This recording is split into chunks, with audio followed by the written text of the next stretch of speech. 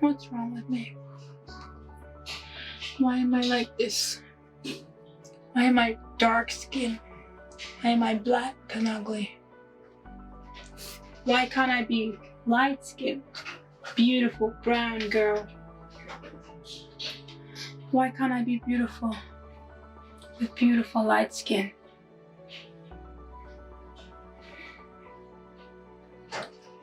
I feel ugly. I feel unaccepted. I feel unworthy. When I was a little girl, I always used to go to bed every single night. I used to pray to God, please, when I wake up in the morning, let me have beautiful, beautiful light skin.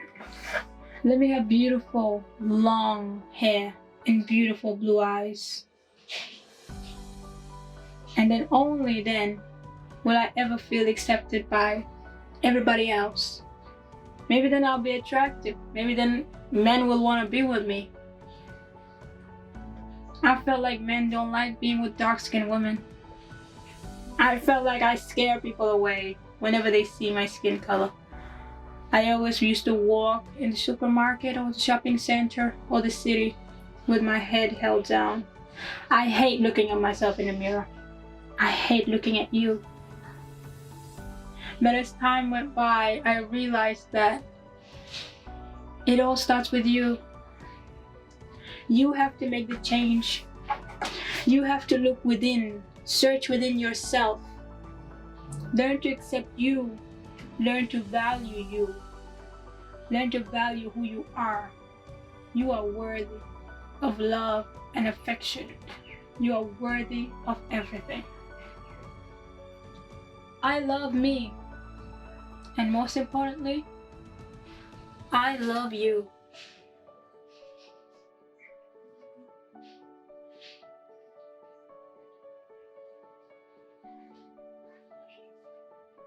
My name's Tina. My definition of beauty is, I think beauty comes from within. First, I think beautiful spirits and beautiful souls they create like this energy around them that is attractive to everyone. I think that's what beauty is. I feel most beautiful when I feel loved. When I'm overflowing with love, I feel beautiful. I think I feel most beautiful around other Black women as well. And I also feel most beautiful when I get to be in control of my image. Like when I get to pick, like when I'm wearing my hair, my makeup or whatever, and it's not influenced by anything, I feel beautiful. Yeah. That's not following that. Guys, I'm not much of a talker. She said, but my baby. I'm not much of a talker. Hi everyone. some of the pressure. I know. Set the bar. I like it. My name is Marcy, or my full name is Maseret. Maseret. And I define beauty similarly. Like I would say, it begins with the inside, so more of a character trait. However, I would say it's when you start to accept yourself.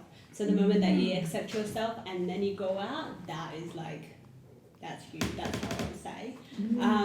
I feel the most beautiful when I'm in nature mostly. Sounds really weird. I'm hiking when I'm at the beach. I'm like, yes, I'll be like glowing. So I love that. And then also when I'm like getting my nails done, like girl time, also like boosts my like energy and like glowing. And I love fashion as well, but it's my fashion. Like I don't really necessarily like follow. So when I'm like feeling like, oh, that outfit is the best, and I walk out, I feel like how beautiful. Yes, tell them. I put that together. Like I did that. Yeah. That was me. I love that. Set a trend. Amen. Hi, my name is Liz. Hi, Liz. Surrender. I think I agree with both of them. I think it has to do with you accepting yourself, and I feel like beauty flows from love, comfortability, and confidence. the combination of the three just becomes like a perfect element in the community. I feel the most beautiful when I take time for myself, just to pamper myself. So it could be me sleeping in. I will not 12. mention. One? No, like Okay. you know when you buy that night dress that you just want to wear for yourself. It's still in the hours. That's the question. That's what I'm trying to be safe. You get me? When I take time for myself, I feel the most beautiful when I'm loved, and also when I dance. I feel like when I dance, it just allows me to feel every part of my body and appreciate it. Yes. Oh, I like that. that felt good. Okay. Okay, that went quite real fast. Maz, for sure. I think beauty for me is when, I don't know, like it's just the whole person, when someone is like, I don't know, you're like someone who's nice, you just have like a radiance with you that's like attractive to most people as well. So it's mostly like the soul. Yeah. English is very hard, but yes. It's not your first language. It's not my first language, yes. And I guess like I feel most beautiful when, I guess it's just like the vibe that I'm having in that day. So it can be either like when I'm dressed up, or when sometimes you just wake up, you look at yourself, you're like, whoa, I'm beautiful today. Yeah, you look good. I know. Like, Yeah, that's all you. That's all you. Yeah, that's me. Yeah. Like I woke up like this. Yes. Yeah, mostly. Yeah, but mostly when I'm like all dressed up as well, and I've just like pampered myself for me. That's me. Cool. So I'm Gertrude, and I find the word beauty to be a subjective topic in how we see things. I feel like it's something that's intrinsic, and my definition for beauty I'll just take from a recent spoken word that I did on What If a Black Girl Knew. So, Okay. so that's how I understand beauty, the fact that beauty is not a shade but a mindset. Yeah. Oh, wow.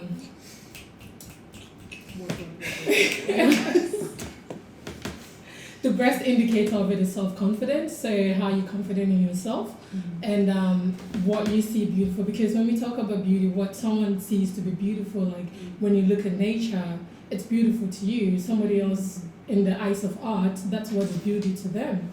So I feel like it's a bit much more subjective in how we see things. So if you see yourself to be beautiful, if you see yourself, oh, I look good in this outfit, people would see that you look good. But if you put in something like, oh, I don't feel comfortable in this, I don't feel like it's good on me, like that's how you're going to be doubting yourself, and people are going to be doubting you, and you're going to be feeling not comfortable and not beautiful. So it's something that we have to. Sorry, I feel like my voice is really gone. I don't know what singing I did, but yeah, in the bathroom maybe. So it's something within that we need to radiate and let out. Pretty much. Yes. I want to hear that poem. Okay, I could say Oh, no, the no, first really? bit. Like, new. Look, no. So the definition, I'll just give it. Just do the Yeah. poem. Just do it. What if a black girl knew with people of color? So that's why I directed in that sense. Oh, I thought you were going to do the poem. No. What if a black girl knew? Yeah, no, do it. Do The it. beauty is not a shade but a mindset. Yes. And the best indicator of it is self-confidence. As I talk some sense and set here confidence. What if a black girl knew that her lips were plump and beautiful? She does not need to hold them in. Make them thin. Does not need to rely on Kylie Jenner to make her lips an attainable thing. What if a black girl knew that her nose isn't meant to be perfect? Because the nose is meant to help you breathe. And if you can breathe, black girl, then you've succeeded. But what if a black girl knew that to be ratchet is our culture, defined by the black goddesses whose weave could be any color, and whose speech could be any kind of slang from cross to misplaced grammar? Such creativity, so what does it matter? Miley Cyrus does not need to twerk to generate praise for our culture. But what if a black girl knew? Okay, let's continue from there. It's more. I'll continue that later. The pressure is on. I But remember. yeah, you haven't told us us That's though. What amazing. makes you feel beautiful? Like second part. Confidence. Yes. Yeah. Confidence. Yeah. So when you feel confident, that's your Yeah. Well, I don't know how to follow that. Okay. I mean, like, I'm not poet. The queen, but you're the It's like, queen. I just believe You that. can sing for us.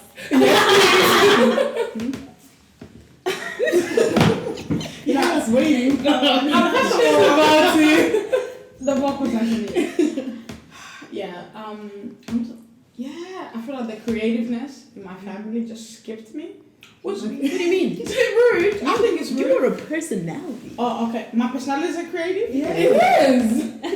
Yes. In that case, I'm extremely creative. That's all I bring to the table. Mic drop. You just say your name and Oh, everything. yeah. Oh my Right. My name's Irene. For those that don't know. Okay. How do I define beauty? I define beauty. I'm trying to not get too deep. I don't want to get too deep with that. Okay, no. You know, actually, for me, like a definition of beauty is I just see it's not even about race or gender. I just feel like it's individuals being so in touch with themselves. And you know, they're actually so aware of themselves. It's not even about what other, because I feel like we can get so sidetracked. And you know, we look at magazines and see movies and news and whatever, and it tells us how we're supposed to be beautiful or how we should define beauty. But I feel like, to me, defining beauty is actually seeing people kind of defining it in their own perspective, kind of thing. Like taking it like it's a personal thing. I feel like we all define beauty very differently. I feel. Okay. Yeah. And it should be, I feel like it should be left like that. That Yeah. it doesn't have to be a specific definition. The beauty is supposed to be Absolutely. that way. It's very personal for everyone. Yeah. And I feel most beautiful when I can be myself. To be honest, I am a very loud person. Oh, we know that.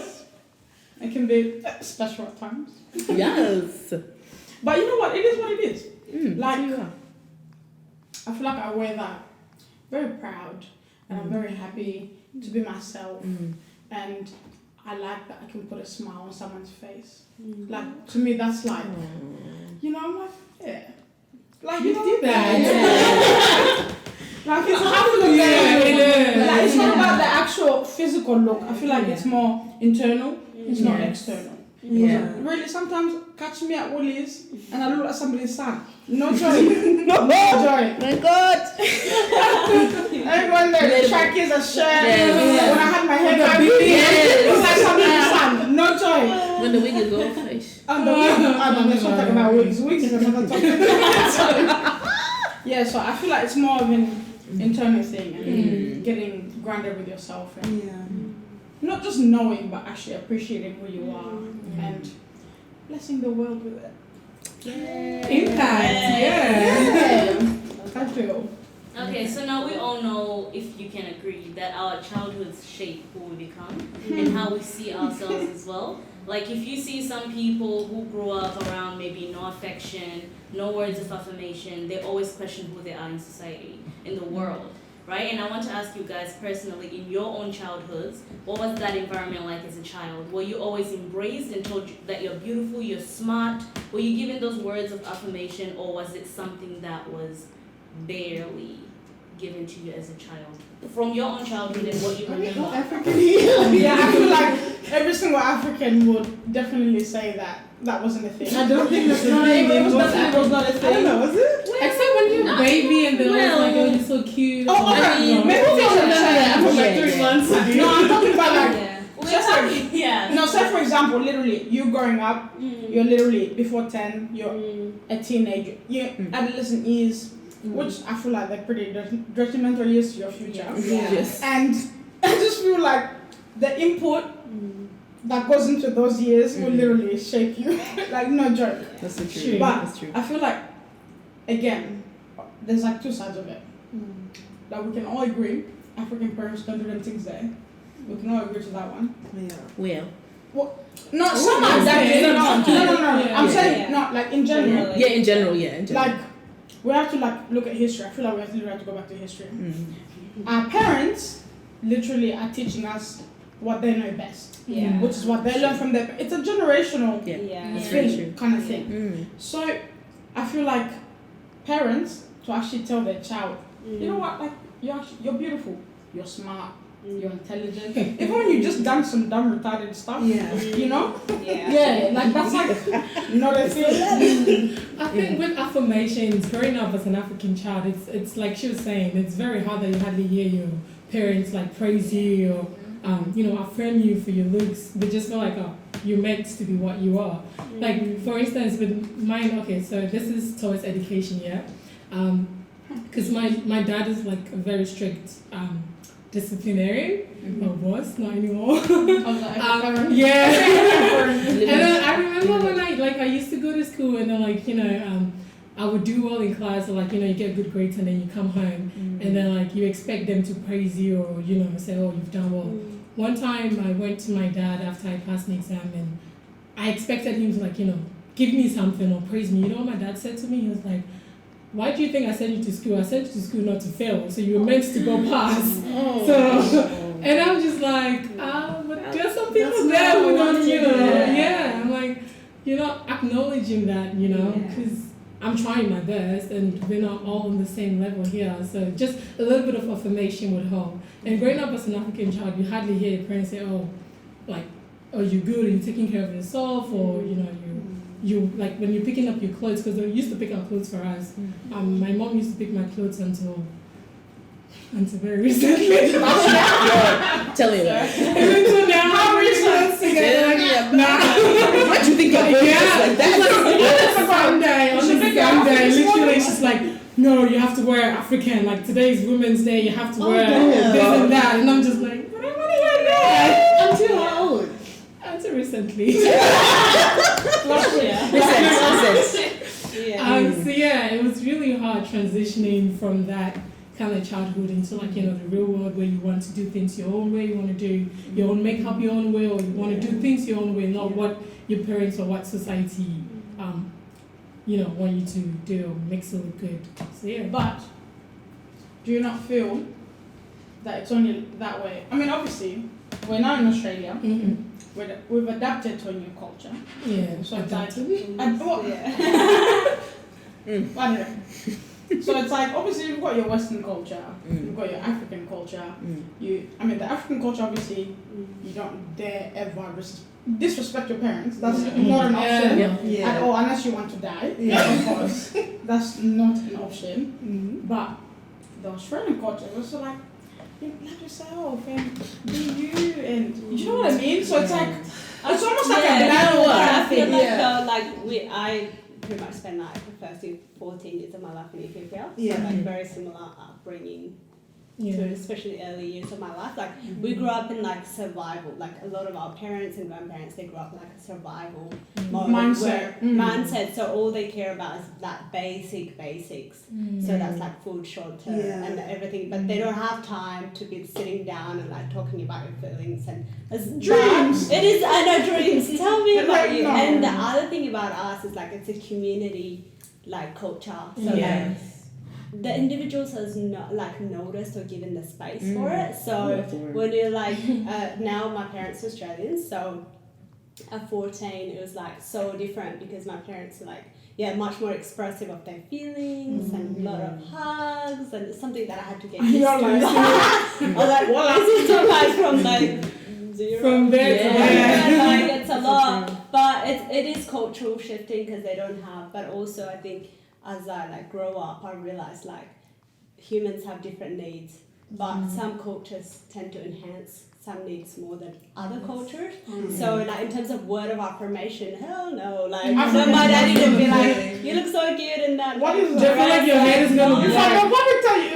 Yeah, retarded in that. Yeah, just for him, he didn't know, he didn't, or they didn't get that, but it doesn't mean that the need is not there. So as a whole, I wouldn't say I got it at a young age because it wasn't something that was given. Yeah. It's not something that we didn't need it, or we needed it Wasn't definitely, prioritized. but it wasn't a priority. Yeah, with that mentality that our African parents have, sometimes I feel like when they are famous, or they feel like when they say, "Oh, you're looking beautiful, you're looking sexy," let's use the word, like when your body It's when you shape is coming in. Although they feel like when they say that, it's gonna get into your head, and you probably They don't want you to end up. They don't want you to grow up. overconfident. Yes. Chucking in the streets and things But the like funny thing is, like, they don't realize how much like the rest of the world is literally against you as a black woman. Like, I think my experience was my parents, they sort of trained us up to like be prepared for the world outside, you know. So it was always like on defense. So it was never really like too much affirmation about like you're beautiful, but it was more so like you're smart, you're strong, you can do this, you can do that. But then going out into like all white schools and stuff, like I could immediately tell like I'm being treated differently, and like being aware of anti-blackness, especially when it came to like having crushes on boys and stuff, and seeing all the white girls getting all the guys, and like me, the like only black girl in my class, being called weird or being called ugly and stuff.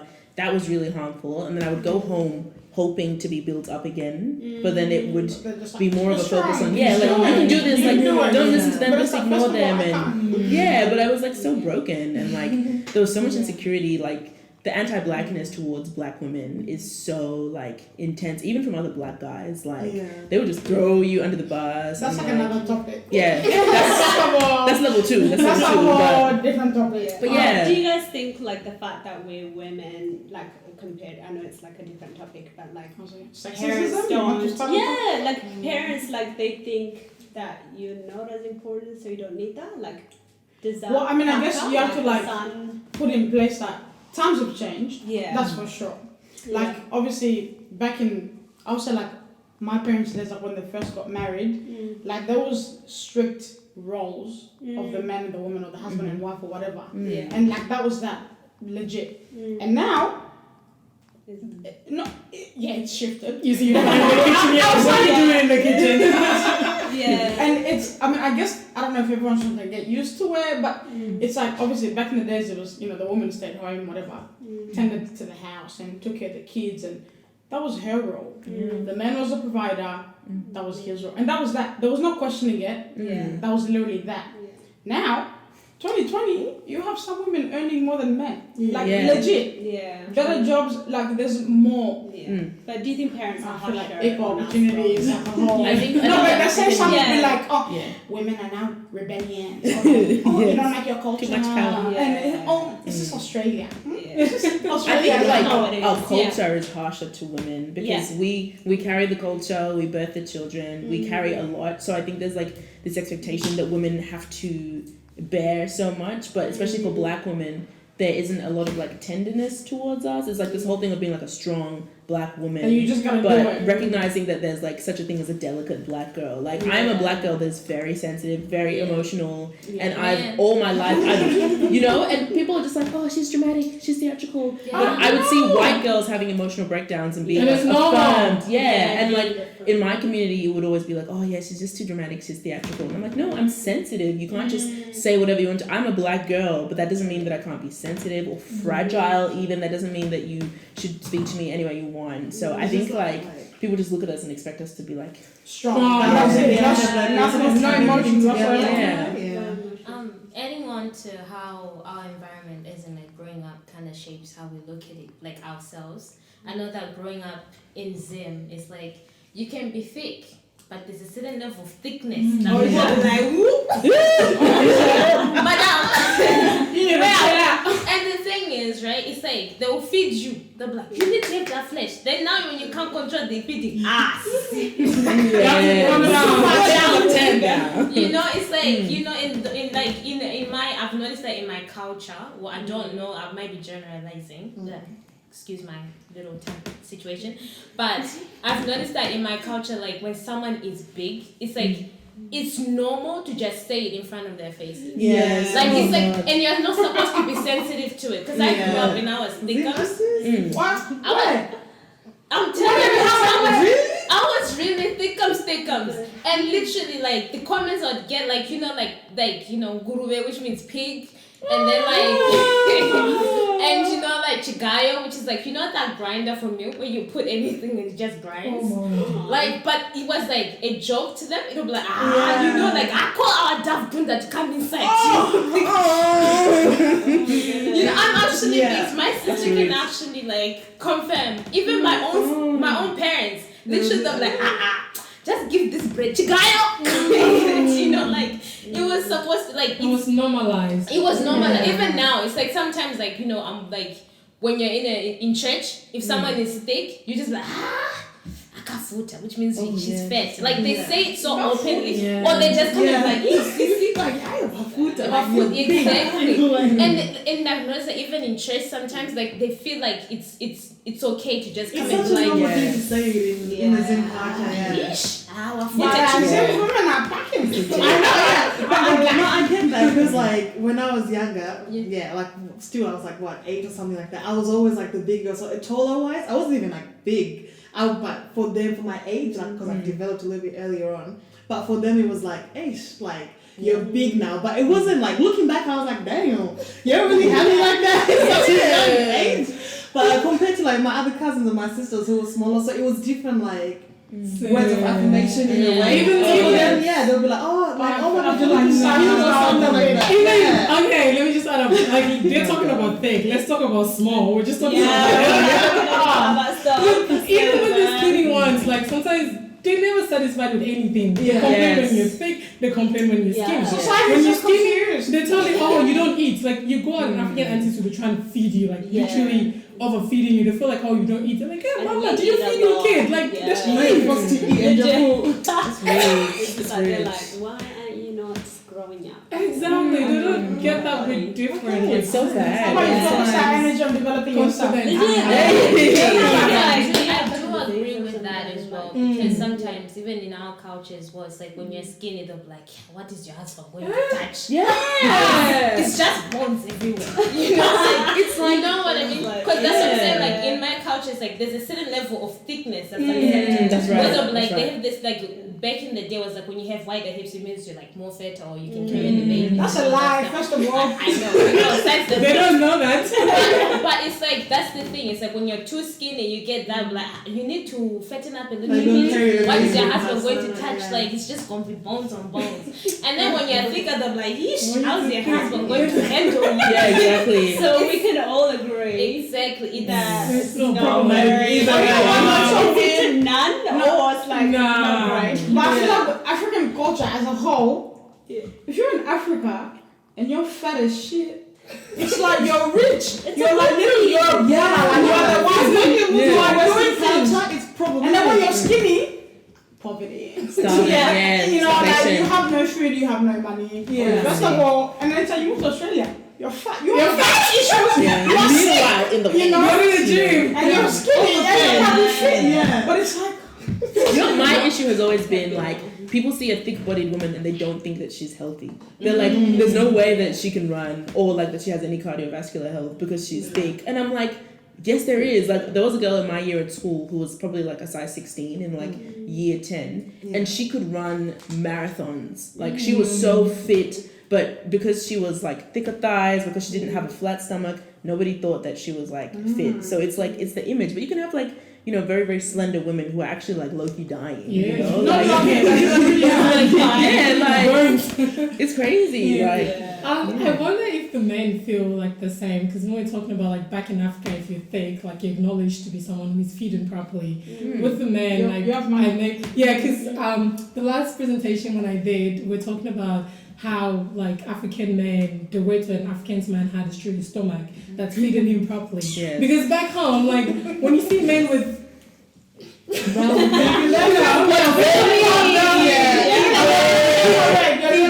means you're feeding them properly. The chief. Rich. And then they come here and everybody just wants to go down with a six-pack. So I wonder if the same with the men, like the way we feel them. Just to add on though, I feel like it's more accepted if it's a man that's thicker. Oh, It's not Yeah. accepted. Everybody is skinny. Like if Yeah. your husband is thick, you'll be like, he's rich when you're that big. No, belly, you're not and enjoying life. Exactly. He's doing well. But if Yeah, she DJ Khaled is a perfect Exactly. example. Perfect. Perfect. Yeah, and then the Careless.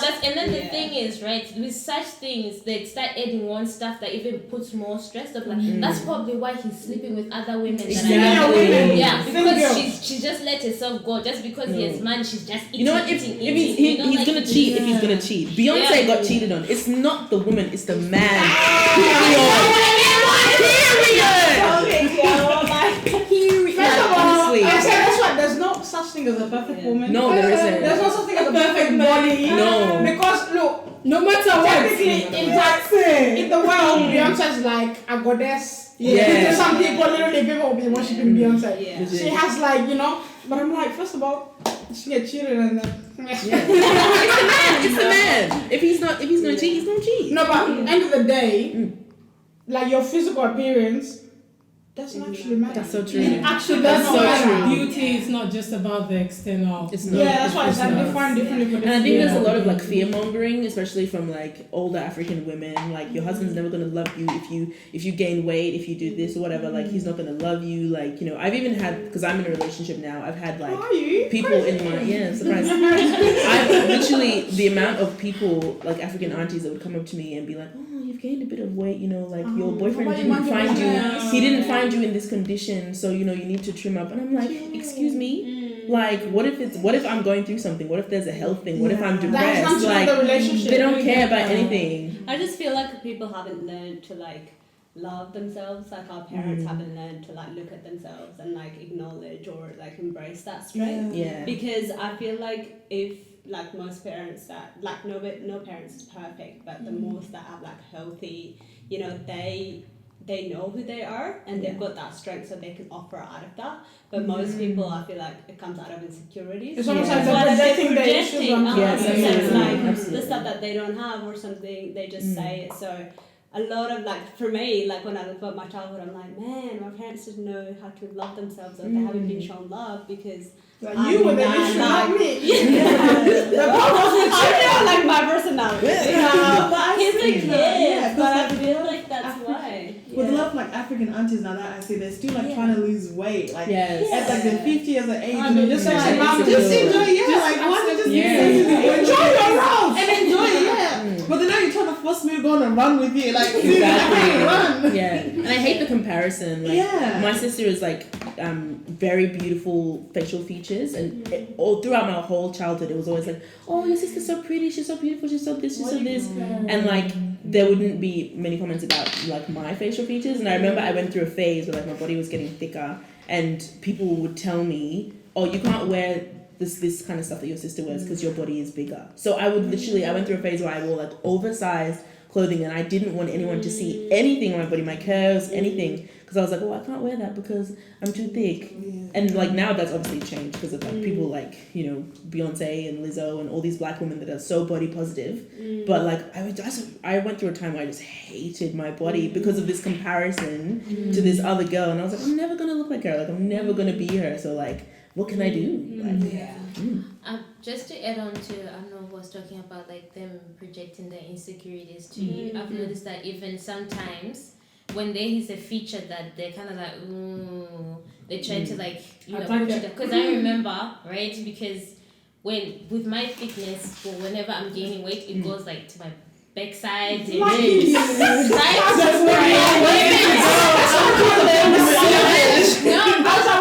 No, but the thing is, right, it goes there and then it goes, and I remember like it actually made me become even more insecure because you see like older ladies being like, your bum is always jiggling. You oh need to my wear god! something. You need to wear literally in church. You need to wear what? Literally in church you see me like wearing, and I have a big old cardigan on top and it's long because of like, oh, now you're tempting people, it's just too much, why is it too much, why is it jiggly, like what you get what I mean, like little comments can start It gets the adding insecurities because literally even when like my sister be like, oh, you look so beautiful. Ah, look at that bum. I'm like, oh my gosh, it's showing up. Get that cardigan. Yes. And literally, I'm walking around. I got jeans now. I got wrap something up. I'm like, they're visitors because I just don't want to show too much. And then also the fact that also like I feel like it's not only the comments, it's also like men's role as well. Also contribute to how we look at ourselves because there were moments where literally I'm just walking past and them uncles are just like. They're just looking at my backside. And First of all, I feel like the ankles is another topic. Definitely. That's fine. Let's leave that one. We put that I hate my wife. I said never. The ankles are another topic. Yeah. But yeah, like little comments whenever they're insecure, they try to like even if it's like someone has bigger boobs, they'll be like, "Eesh, that's just too much." Like you can't wear a top innocently. They'll be like, "Oh, where are you going with that?" Like you're already trying to, and it's not even like you can't help it. It's Exactly. just how it is. I have so many friends that are so insecure about their boobs, like there'll be a size double D or F or whatever, and they're always covering, wearing scarves, turtlenecks. I'm like, let them breathe. Let them breathe, please. Like, Yeah, can't relate. I'm sorry. It's alright. I'm with you. It's alright because you're So snatched. inability to commit it right. Own it. That means you can wear those, those little V-necks, high fashion. The way I'm so jealous of people who can wear those like what's it, dresses and tops, drawers. First of all, you be just wearing whatever you like, darling. Don't Yeah, like but I don't think that you all just just like like all the way yes. out here on tight. No, Like you're like you yes, can I see. eat, and that's it, and then you can say that. And I'm You know just you can like, wear, especially those like shirts that tie up at the front there and you both just be the cute ones. damn. Can't do that. One day.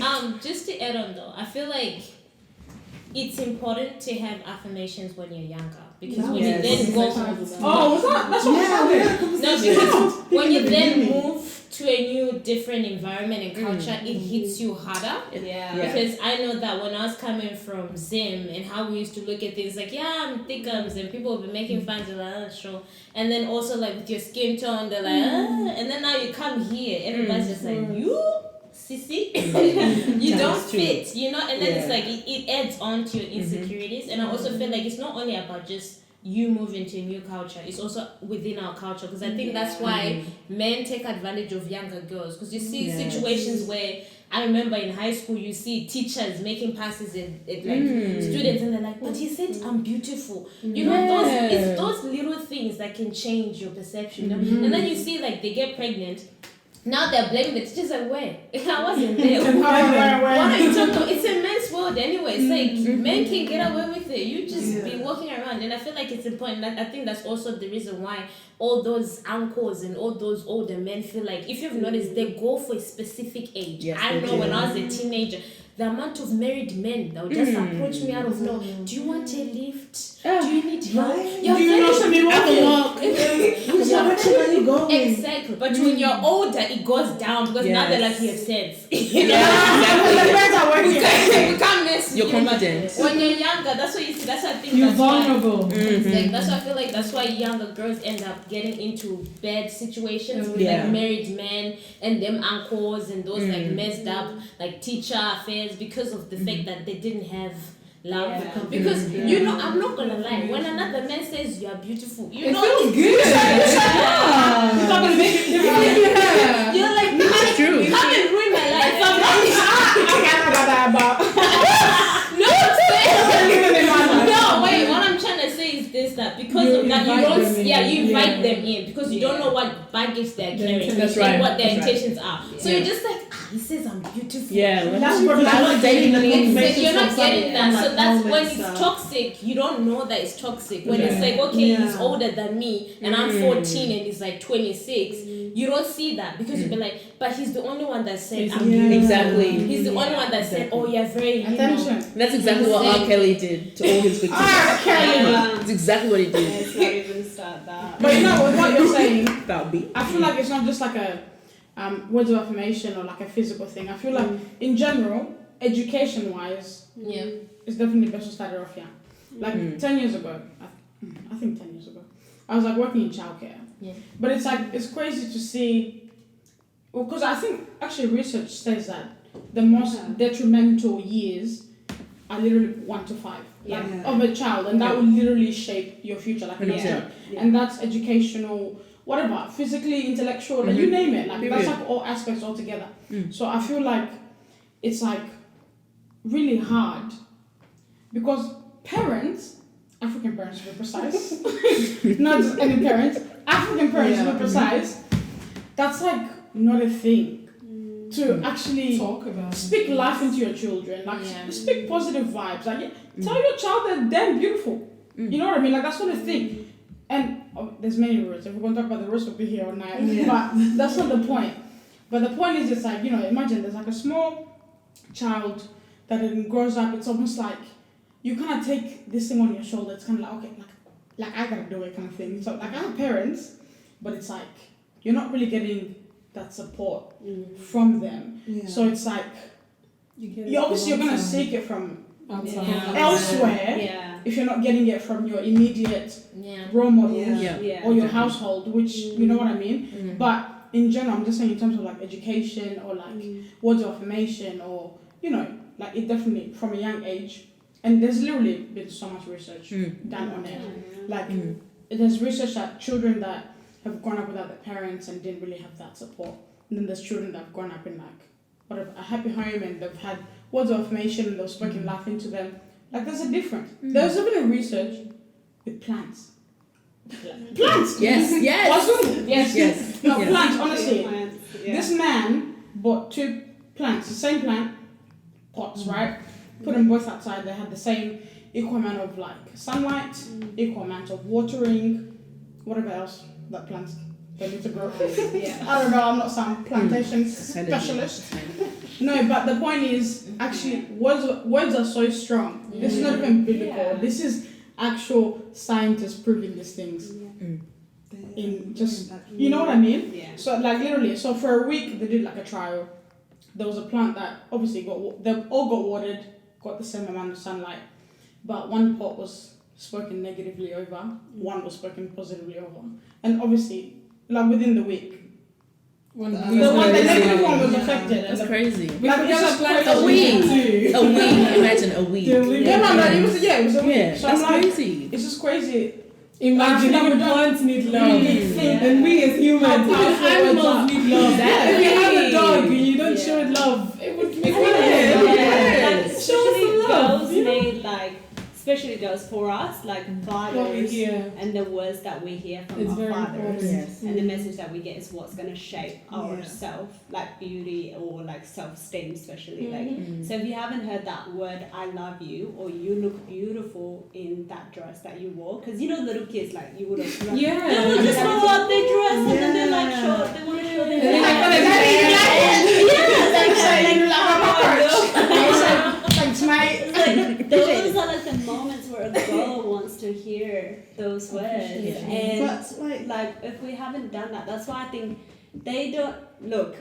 For me, I was like, I didn't get it, Yeah. and so I will do it to a little kid. Some people might say, look, like you're putting too much confidence into them. I'm like, don't worry, the world will tell them later. Yeah, So but I for might now, as well do yeah. it now. But with because that one, yeah, though, yeah. like with words of affirmation and just like having like, I feel like, okay, so telling young black girls things like, oh, you're beautiful and stuff like that. Yeah. I feel like it's associated in an African culture with like the over-sexualization of young black girls as well. So I always feel like with African parents, for them telling like little like young girls like, oh, you're beautiful, something like that. It's such a Yeah, it's like, oh, you're kind of like pumping them up to end up being like, You're oh, growing you're them up before their time. yeah, It's you actually don't the in a way. But Yeah, but for them, they don't, Yeah. like, But they I don't don't see it understand that that. way. Yeah. They don't Yeah. see it that way. And it's always more like, oh, if I tell the, constantly tell her she's beautiful, something like that, she's going to end up in the streets with the boys or something like that. And I'm like, yeah, like she won't belong to the streets, but Yeah, yeah, yeah. something like that, yeah. But And the I girl's feel gonna like get they it. would kind of, yeah. She's Yeah. gonna gonna get get it. it from So that's what I'm outside. saying. Like we're sitting That's here. right. That's why you Yeah, get we're away saying, from like yeah, the it's uncles like and you stuff like might that as well because do it now. they're Like, not getting Okay, it. with what you're All the saying, men. Nazareth. yeah. I mean, it's really weird. I don't know how life works, but somehow it's been working with like, I'd rather say like attachments with like daughters and fathers and mothers and sons. Like it's a Yeah. real thing. Legit. But I feel like from a young age, if you actually don't have a good relationship or a great relationship with your father, or you didn't really receive that love. Yeah. Like you struggle later on into your relationships as an adolescent or an adult or whatever. Yeah. Because it's like the little example you gave with the dress. Like say if you come out, you're obviously very innocently, you do it. Yeah. And it's like, oh, you know, Daddy, how do you think I look? Mm. It's like, oh, you're really ugly. I'm just a scenario.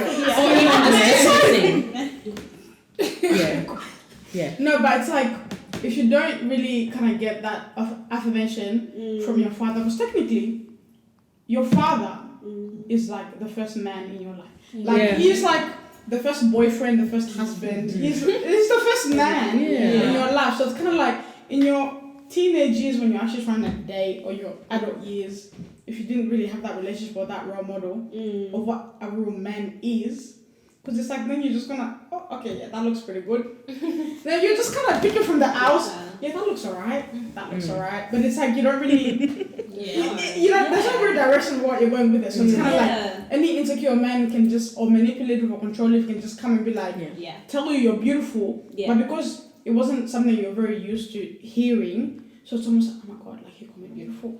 And as women, we're very emotional creatures. Yes, we really are. Honestly, beautiful me. You talking about me? You're talking about me? I just, with that, I just remembered a phrase from my poem in relation to our men and our fathers.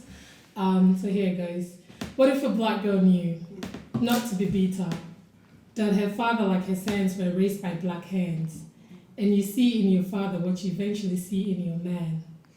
So if Beta is the sculpture, then how sweet can be the man? If Beta is the black girl, then how sweet can be our clan? So yeah, that's very important. Thank you for I'm offended, but I didn't know today. I just remembered that. Thank you so much. You need to. Is this online? Did I This needs to be YouTube? online. Honestly, we'll repost. I'm telling you, we'll repost. That's so true. I think my experience with my dad, when it comes to like him being the first man in my life, is he sort of, when I hit about like 13, 14, he's sort of, he just had like this massive switch, and he started taking me and my sister on dates.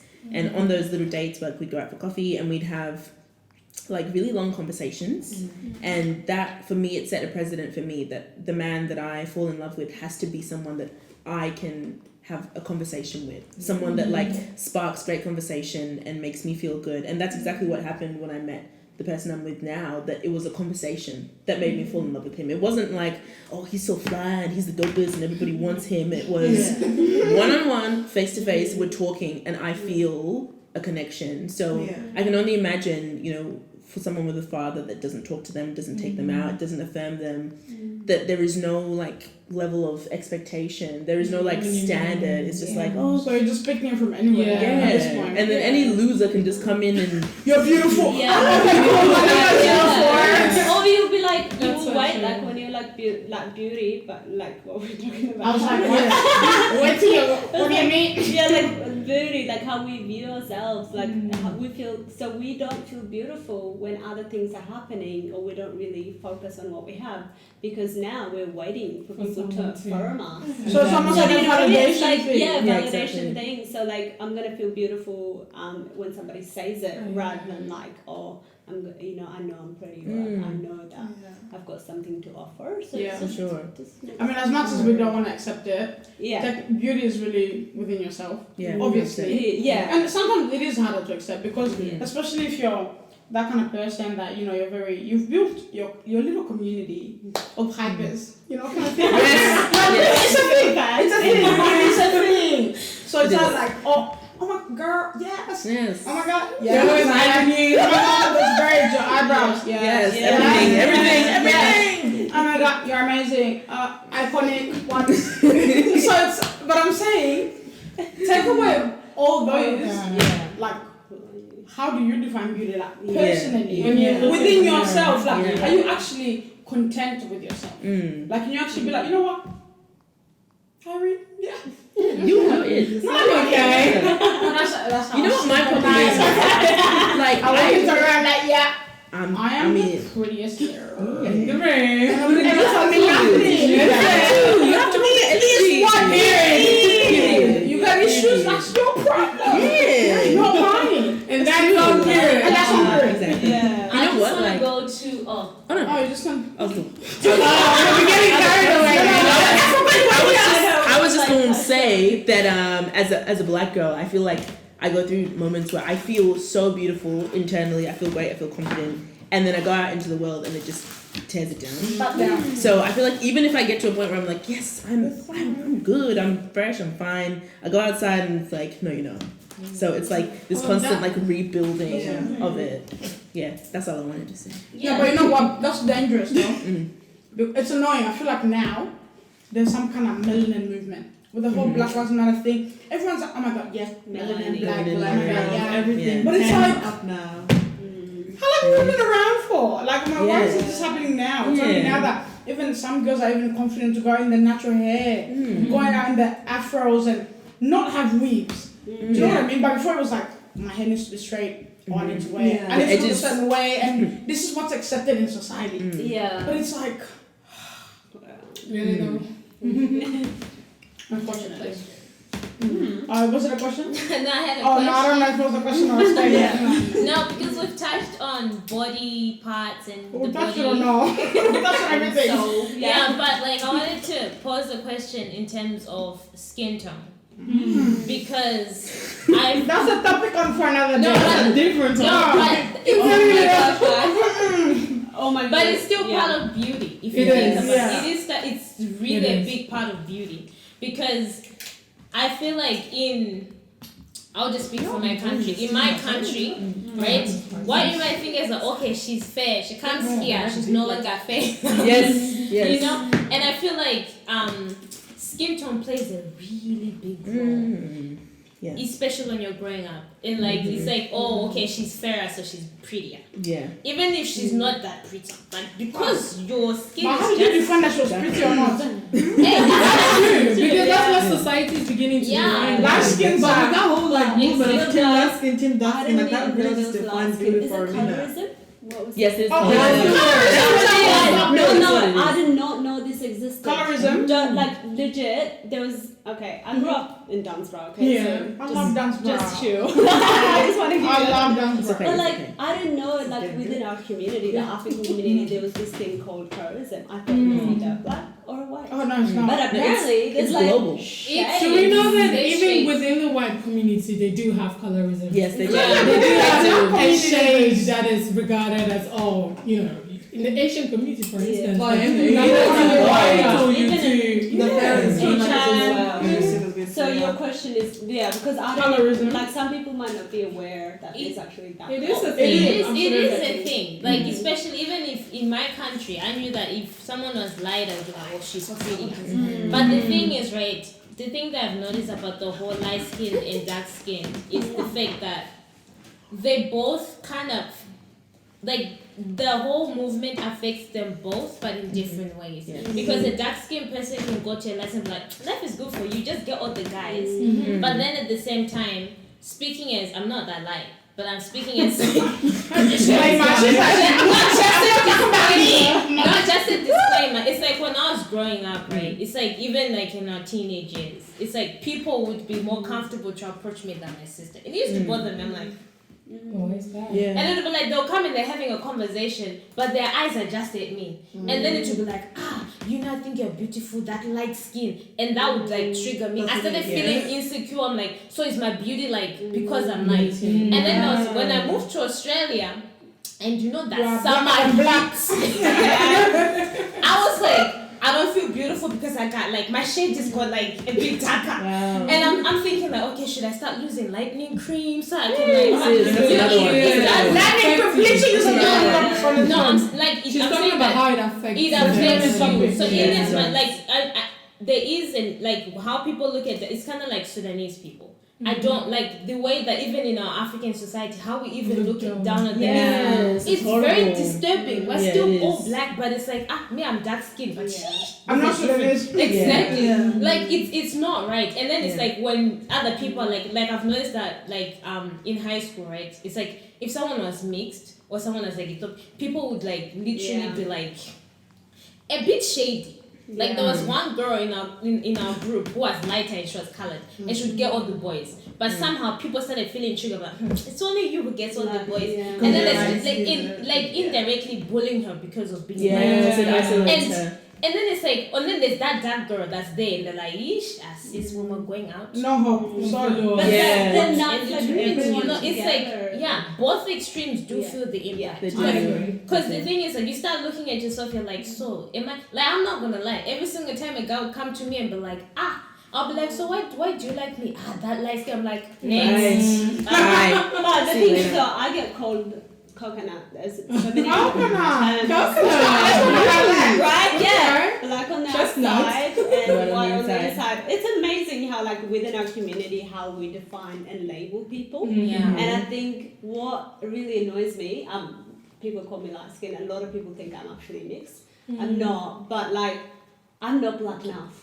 Like from a light skin perspective, it's really interesting. It's like when we're like on the edge, even though that we get the guys so called, and then we are against the sisters for no apparent reason because you walk in and suddenly you're a threat. And I'm like, you don't even know me. Like, you don't even know my story. You know what I mean? It's unfortunate. But like, it is such like it's a culture within our like, but it happens, and I'm like.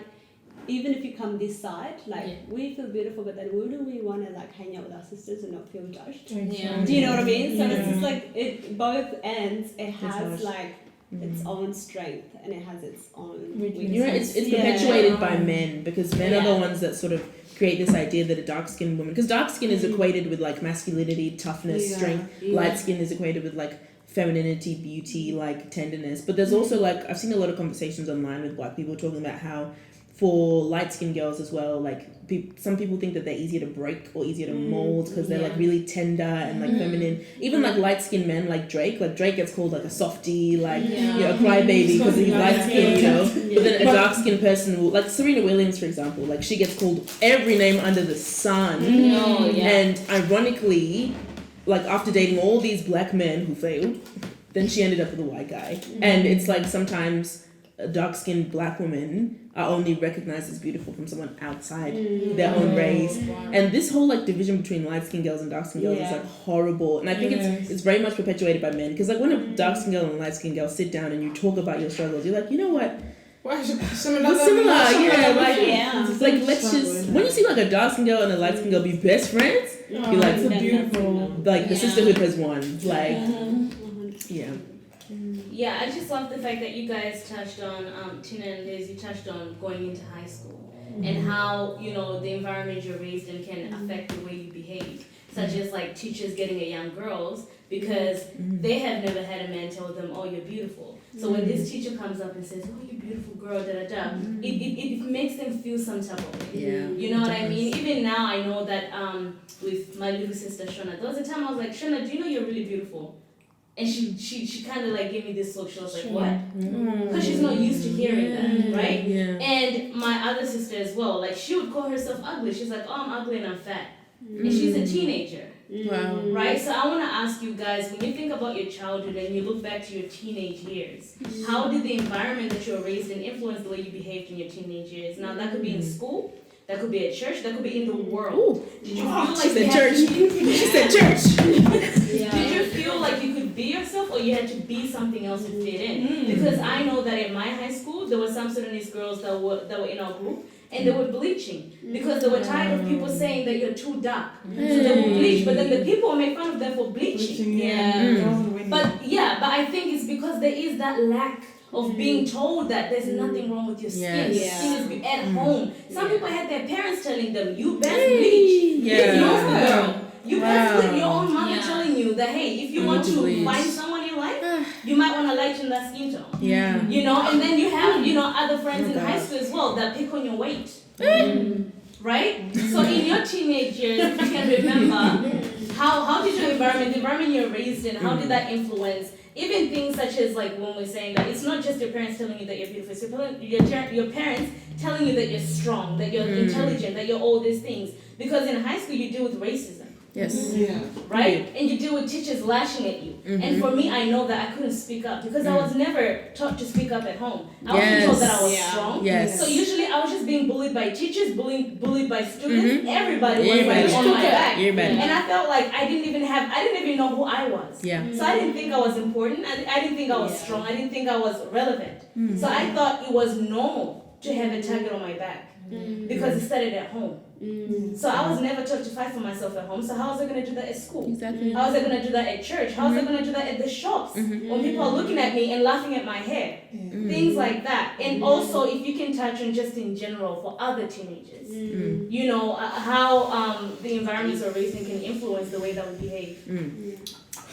I'm gonna jump in and talk about the church. Let's start there. I have grown up in church. My parents have been pastors for a long time. When we started going to predominantly white evangelical church spaces, I immediately became aware that my body was a problem. So I used to be a worship leader, so I'd be on stage singing, worshiping the Lord and all that. And the way I would get pulled up, oh, your pants are too tight, your shirt is too tight. You need to wear this size top, you need to wear this size pants, whereas skinnier girls could wear whatever they want.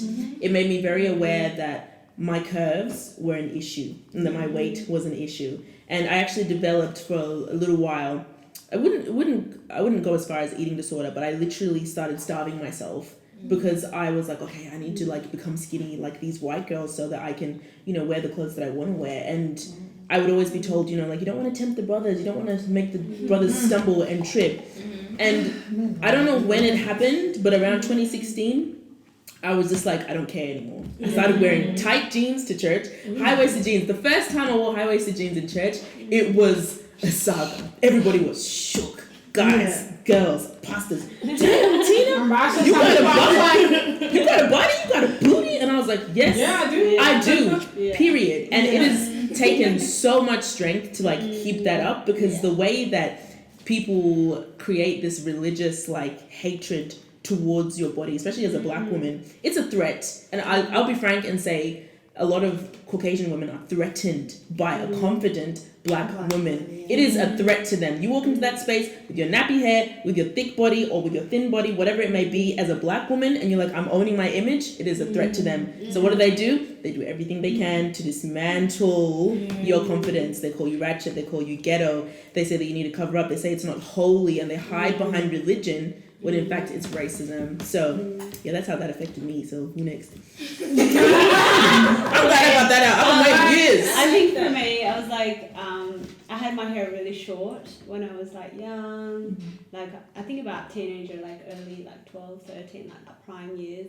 And I got bullied for like being tomboyish, like it was, I was counted as a boy, like they didn't even like look at me. And then when I started like having boobs, like developing other areas, they didn't know what to do with me, so they started teasing me about, like, especially in high school, because I'm really small frame and like big boobs. They started teasing me about like the amount of the weight.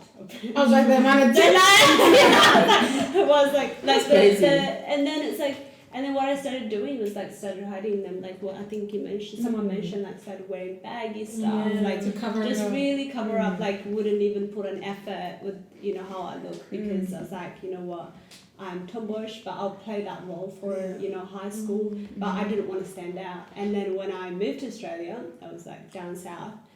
Our family was like the only few other culture, like we were the only black kids down there, and we stayed at like at 14. That's like a girl. That's like, who am I and where do I fit in? You're just like, people just stare at you and you're like, do they look at me because of my skin? Like you knew, you're like, because I'm different, you're looking at me, but I don't know whether it's for my real beauty or is it just because I'm black and different. So it was like a real like hard space. It took me years to actually go, like especially when I came to Canada, I was like, well, there's a lot of black people here. So like started to eliminate those thoughts and like things. But yeah, I used to get like really, and I just hide like just whatever. Like I try to blend in into like wearing baggies, try not to like just quiet. Yeah. Yeah. Like just touching on that, like what you were saying, where you don't know whether they're like looking at you because either like you're beautiful or Like because it's like not your skin genuine. tone. Yeah. Yeah, because like I grew up in Geraldton, and for a minute, Geraldton? yeah, Really? until huh? Damn. Until like 2 years ago, like for high school, yeah, like primary school and high school. That's wild. So like for a while, like in my primary school and my high school, like I was the only black girl for a minute. That I believe. Yeah, until like my other friends came too, so they were like a little spot in there. But for a minute, like because I was the only black girl there, people would like look and they would like compliment, like, oh, your hair's so nice, or oh my god, you're beautiful. But I wasn't sure whether they're complimenting me because I was like this new, like Exotic. bloody old exotic, exotic girl from Africa. So then I don't know whether they're like, it's a token, like, oh my god, it's an African girl, she's so pretty, or because they genuinely thought I was beautiful. Then I was so confused of like, I don't know if I'm pretty because I'm pretty for a black girl or because I'm pretty, and then obviously I get to the point where now I'm having crushes on these guys, and then I'm not getting the same attention that the like white girls are getting, and then now I'm confused. I'm like, but you know, all the yeah. So then now I'm confused. I'm like, I'm trying to figure out like, am I actually beautiful enough to be actually seen by like everybody else? It was just more of a dang, you know, like she's African, we got one in our school type of thing. We got one. Preach. But you know, I feel like with that, there's like. Let it out. Let it go. Yeah. I don't really want to talk about it. But, low key, there's some weird fetish. Yes. Thing. Yes. With African girls, yeah, I'm just gonna go and Okay. I said what I said. I didn't Just start up. like Yep. I said it. You said it. I said it, and I didn't start up. Period. You say with your chest. okay. I said it with all of it. Yep. With me, so I didn't really go to high school here. I went to high school back in Ghana. So we didn't really have that much issue of colorism because I mean we are black. We only had like a few.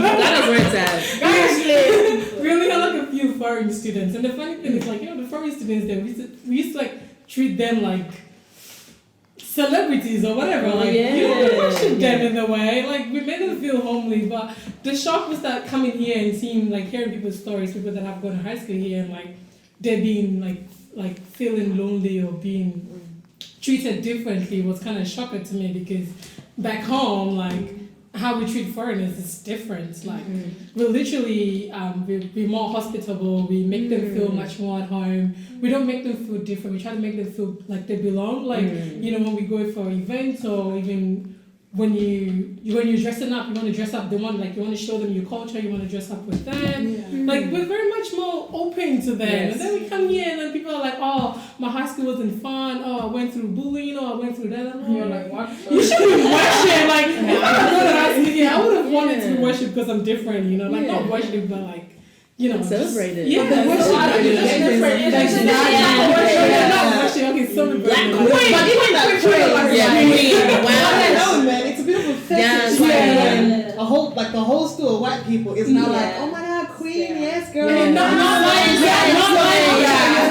But that's how they like worship you in your way, or they praise you. But it's in a fetishy way where now you're kind of like, And then you feel positive. it's not in a positive way. So I guess with what I'm trying to say is like in our side, it's a bit different. We don't worship them and make them feel like, oh, you're too different or you're too whatever, queen of the world. We just try to make them feel like they belong. You know, you know what I mean? I mean, you said you went to high school. Yeah, Ghana. I did. Ghana's lit. I seen snaps. I'm going next year. No, I've got the. Well, experience. she's got the face for it. First of all, I graduated. You can get experience if you want to. No. What I'm trying to ask is, now that you're here in your adult life, have you experienced? I'm trying to find the correct English words. It just leaves your brain. No, like say for okay, I'll give you an example. Like say, even like after I graduated in high school, it was like cool to have that one black friend in the white circle. It was like a, oh my God, yeah. You know, then you have those ones that like, we've been friends so long, I feel like I can say the N-word. Like, we're so cool like that. Don't get me started now. It's true. Actually, That's so true. Yeah. But no, I'm saying even like today, there's like still, literally, I don't know if it's an ignorance thing. It's still there. I feel like It's maybe still there's like there. a deeper root issue It's a choice. with inside it, like you know. So I feel like there's still some white people genuinely that feel like if we've been friends long enough, I can be like, yo, my nigga, yo, my nigga, like legit. It's an It's actual bad. thing. It's Or some kind of, what if, no, it's not very reverse racism, no. That's What was the question, Irene? I'm still waiting. As an adult now. In terms of race, now that you're here and you're an adult and obviously you're aware of what's happening in the world, have you experienced, I guess, any form of racism? Not just as an African, as an African woman. Yeah, like it wasn't that much different, although I didn't go to high school here, but even coming up here to uni, like the system being different and like, you know, adapting to the culture, there was that cultural shock of acceptance, like I said before, of being accepted for who you are and that self-doubt. Because back home, you would never really doubt that you're not pretty because of your color, but I started getting that when I came here, you know, because of color differences. I started seeing beauty as a whole different thing. But it was just about that self-awareness, like, you know, because it really does affect your self-esteem and how your self-value as well. But that's why that awareness that we're doing and like, you know, educating each other and like actually looking at yourself in the mirror and accepting who you are, valuing who you are, it goes a long way to like, you know, being out there in the society and how that affects you. Because if you allow what society preaches or predicts on you, because we see all these things in the magazines, in the TV, not just like, you know, in our community, but it's on the screen. Like you take a magazine, like I go to work, I work in the hospitals and like sometimes I'm taking care of patients and like the only magazines they have, there's like magazines of like, you know what, like Just for exactly. So if you white. focus too much on that, that definitely affects you like a long way as you go. So in terms of beauty, as we're talking now, I feel like self-value and accepting yourself is very key and very important. I know it's not easy. Sometimes you stand in front of the mirror for a very long time and you ask yourself, am I really that beautiful? Like really, you know, but it's hard. You know, I've taken practical steps to undo a lot of that stuff. So like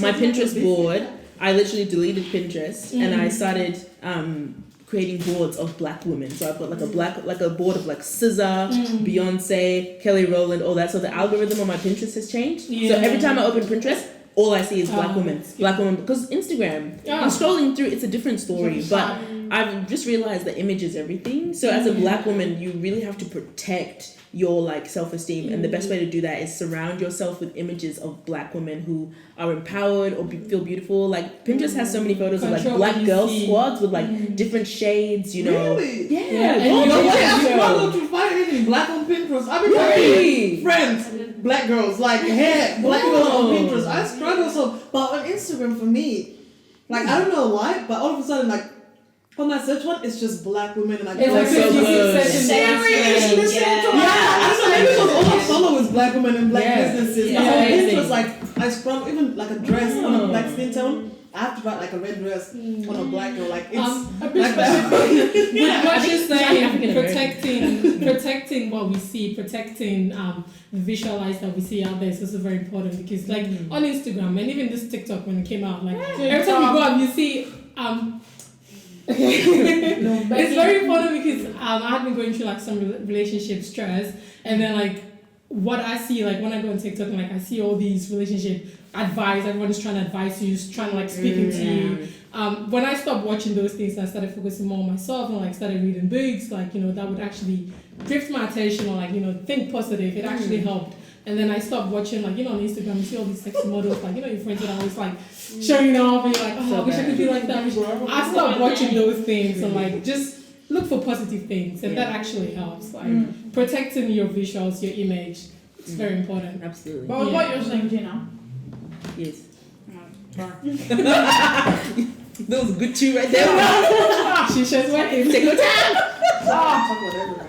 No, like I feel like we can talk about there's not much representation of like black women, like media, for instance, or like models and all of that. But even in white women itself, and that's like the definition of beauty. Like if you look in magazines, social media, whatever, modeling, it's literally a woman that is size 2 or 4. Size 4 is like obvious. So I'm like, if that's obvious, what are you talking about? So it's like, but then even in that, there was like this article and there was like a video that followed by it about there was a certain magazine that was getting investigated about some of their models. Obviously, they were all white, of course, all size 2. Bones, really, to be precise. But then it's like, even like they're already like the perfect candidate or the definition of beauty. They're already like the size, like, you know, I don't know, cheekbones, clavicles. I went to school. Graduated. That's it. Thank you. No, but it's like, so it's like women that are already the definition of beauty, even them, they're getting edited. Like that's still the so I'm like, what's really the standard of beauty then? Yeah. That's really the question. Yeah, because it shifts with culture. That's what you're saying. Yeah. It's like it's not like we can't base it on one thing because what's fashionable, what like the brows thing. You remember? Yeah. Like brows, like like, it shifts like depending on what the people say is what beauty brows is like no, like I noticed like From thin brows or something like not even thin. Like, back in the days, I just wore Vaseline and powder. I walked out of my house, and now it's like. I mean, if you just don't even call me beautiful. Just tell me my eyebrows on flick. My eyebrows on flick. And have you lost weight? Wow. Stop. You're happy. I will go on a date with you. Stop it. It Yeah, is. I that's love the the thing. fact that you guys touched on the fact that there are different influences to insecurities and stuff like that, such as like the lack of women of color or women of certain body types in the media and stuff like that. So it just goes to show that it's not just in the family, but it's also what we're exposed to outside of the family as well. So I don't know if you guys have more to touch on that, but I wanted to ask if personally, when you look at yourself, are you in love with every single part of yourself, or are there parts of yourself that you struggle loving? Question. Sorry.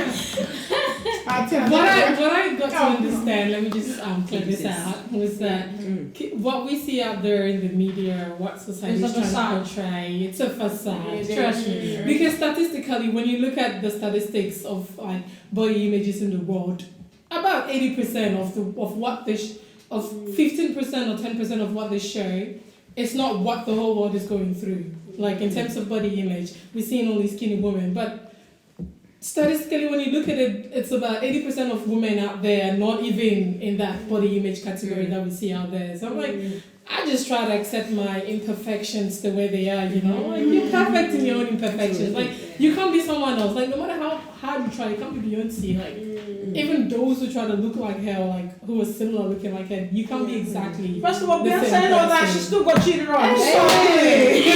Wait, I'm a member of the Beehive. She is all that, but she's human. She's human. Yeah, she's human and she has insecurities too. We all have insecurities. Let's be honest.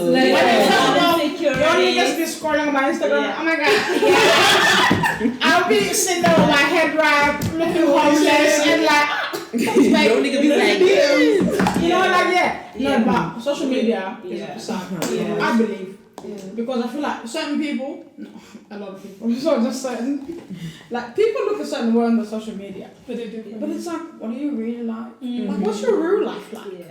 How many Are people you said that? Are they even happy the way they are? Because you see some people that are showing like, literally they've attached their identity on their social media of how they've perceived themselves as an individual on social media, that they're so damaged personally, but it's like, oh, like I'm this popular, amazing person, and that's that. You know what I mean? But it's like, behind closed doors, like you actually don't have friends, you're alone, you're battling a lot of issues, you're very insecure in yourself. Really, it's true. Really? Sit down the likes even. It's really true. And I feel like there's a lot of, not even just mature people, I feel like there's a lot of younger girls that actually don't know themselves and they're so actually damaged and don't actually know the worth of their beauty that's like, oh, okay, well, Instagram said I was pretty, so. Doubts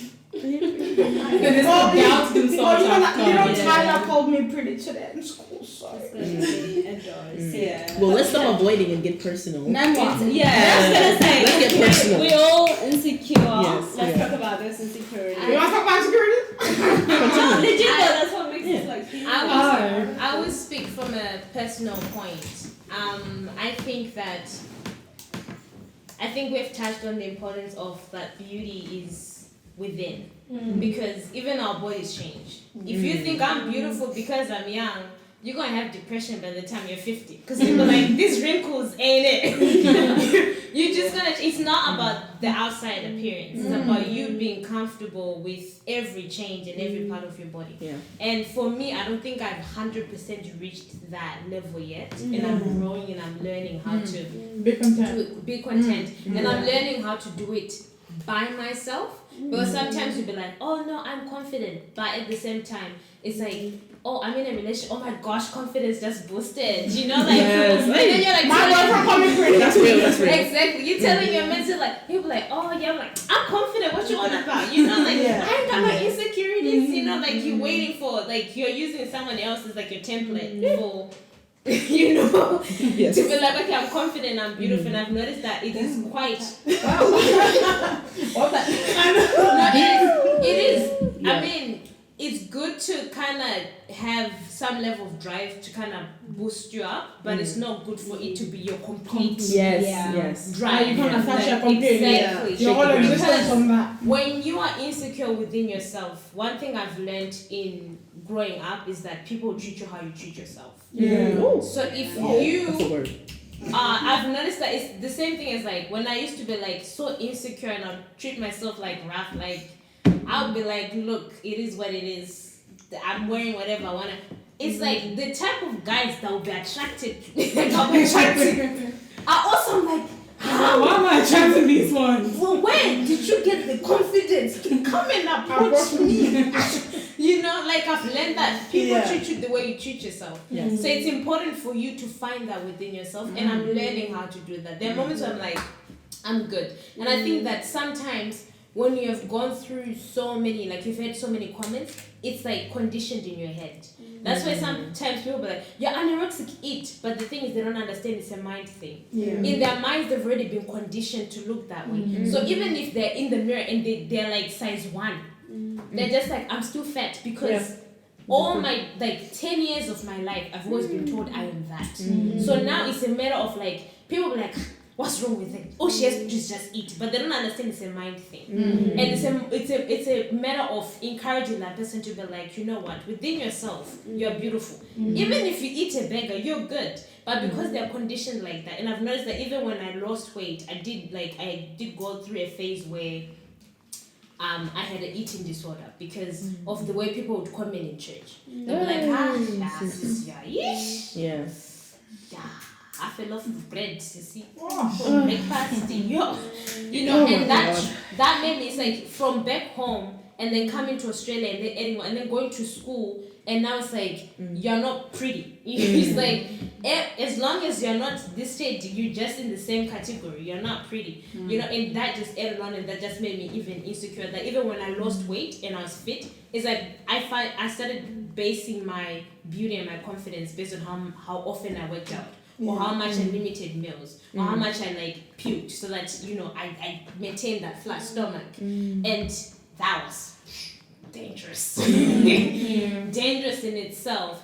But I'm learning that I think based on like past experiences with like, you know, when you have boys situations and stuff, that's how I learned that people treat you how you treat yourself. Because someone can tell you I love you just because they know once I say I love you, That's it. It's Those gang squad. It's that thing they can say whatever, do whatever, come and touch your waist without permission. And you're like, what is the problem? You know, and I've noticed that it's important for you to find that within yourself. But that doesn't mean that it's always gonna be perfect. Because I've noticed that even when someone is insecure, some girls will be like, yeah, sis, come on. You're doing too much. You're supposed to be confident, you know what I mean? But you we're humans. There are moments where it's like you're on that time of the month where you're like, moody.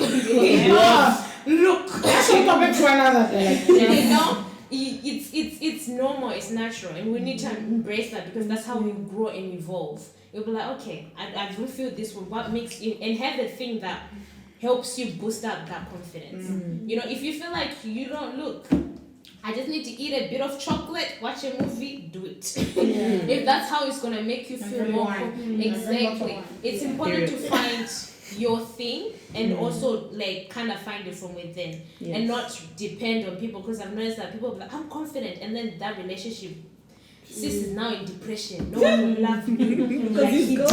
And then your friends are like, this one was toxic. But you can't see that because they're like, well, my livelihood, everything was on this person. Now that person is gone, so who am I?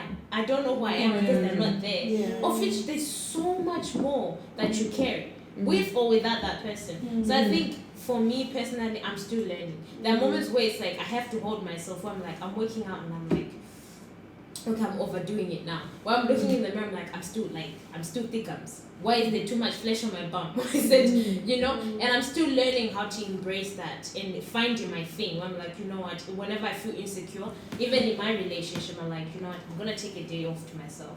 Like, can I have a day to myself? Absolutely. Chill. I just chill, watch a movie. Once I watch a movie, I do my facial. I'm good. Then it will be like next morning. Hi, how you doing? What's up? Exactly. Because it would. If you give, whenever you're insecure, sometimes you give window for people to just do anyhow. Even when they started on a good rate, in a relationship, they'll be like, they're putting what they. But when they start to see, you're just. They will be like, there's no need to try. All I have to say is, hello, how you doing? Beautiful. We're done. No calls, no texts, nothing. 2 weeks. You're beautiful. You know what I mean? Like, people tend to like, even if when they come with like, you know, the best A, you're like, oh, okay, see the fresh.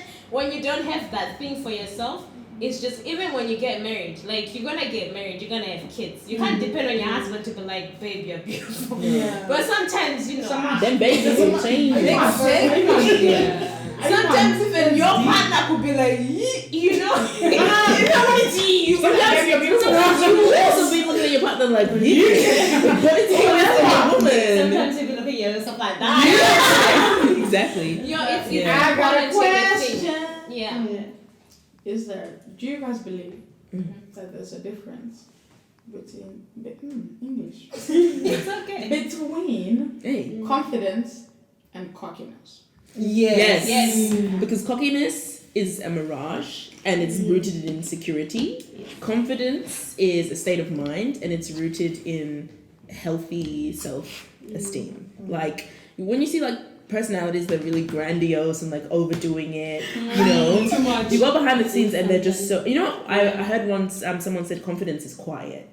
So like, if you're really secure in your body, like, you don't need to be lied about. That being said though, I fully support and champion women who like post pictures of themselves looking good on the gram and stuff, because I feel like that's a woman's right. And I think as a woman, like, the quiet confidence is more so like, you're not seeking validation from anyone. It's like, I'm gonna just do me whether you like it or not. Like, speaking personally for myself, I think I had a lot of issues with my body up until like my early 20s.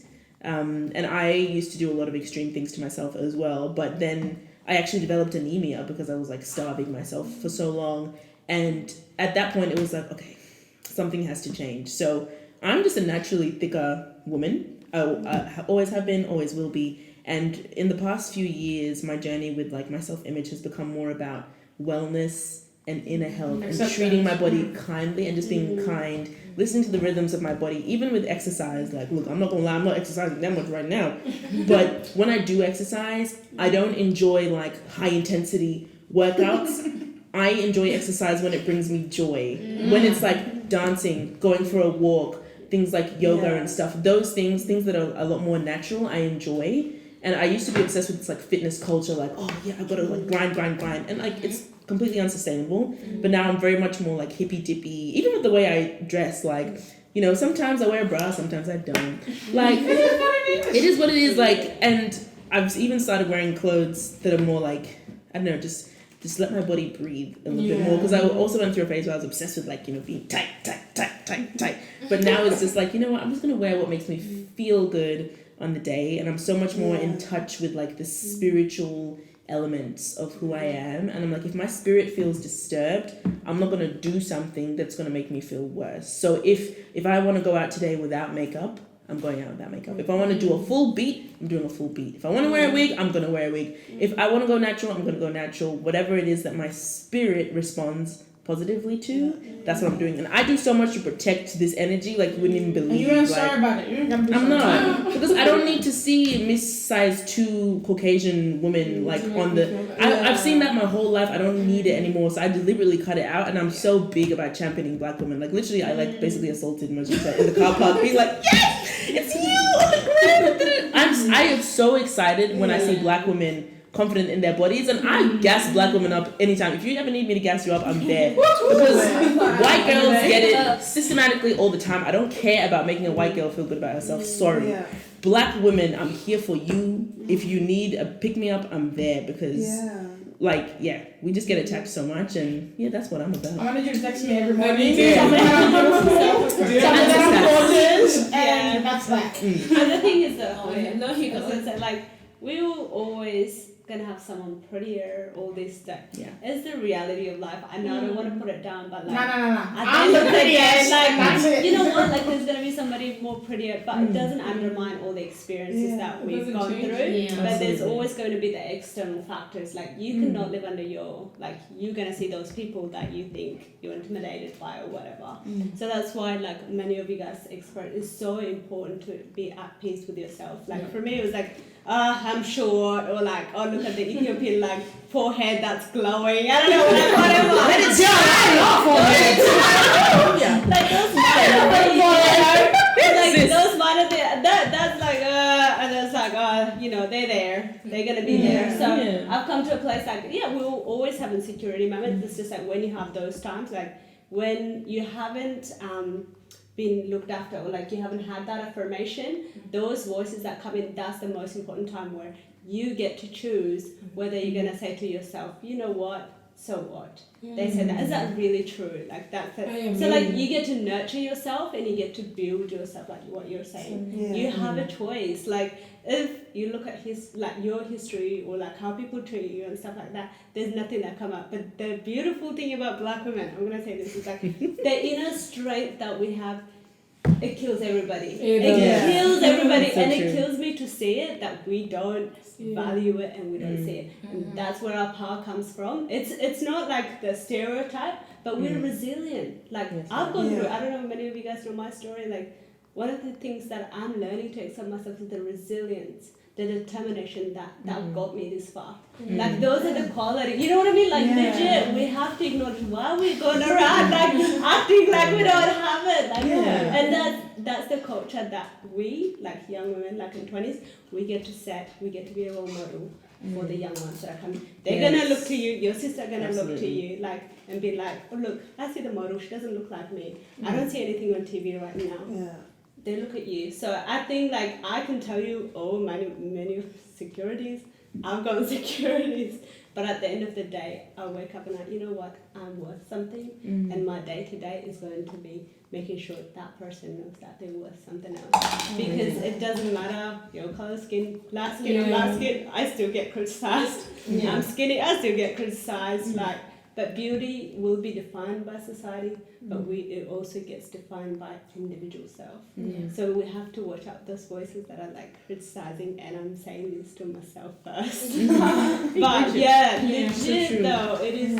It's external voices will always be there, but at the end of the day, we have a choice to be You don't like, listen to them, or listen to Do you choose to listen to them, or what do you choose to do in that moment, like in that energy? So like for me, that's how I'm at the place, mid-20s. The transformation of it all. I'm drawing that strength out of those experiences. How old are you? And now we want to ask how old you are. 20. Oh, What? Welcome to the 20s. I think it's still 21 in a couple weeks, but yeah. You're not even 21. No, like he's She's still 20. The world ain't even even ready for this girl. Not even ready for this girl. My God. Whoa, no.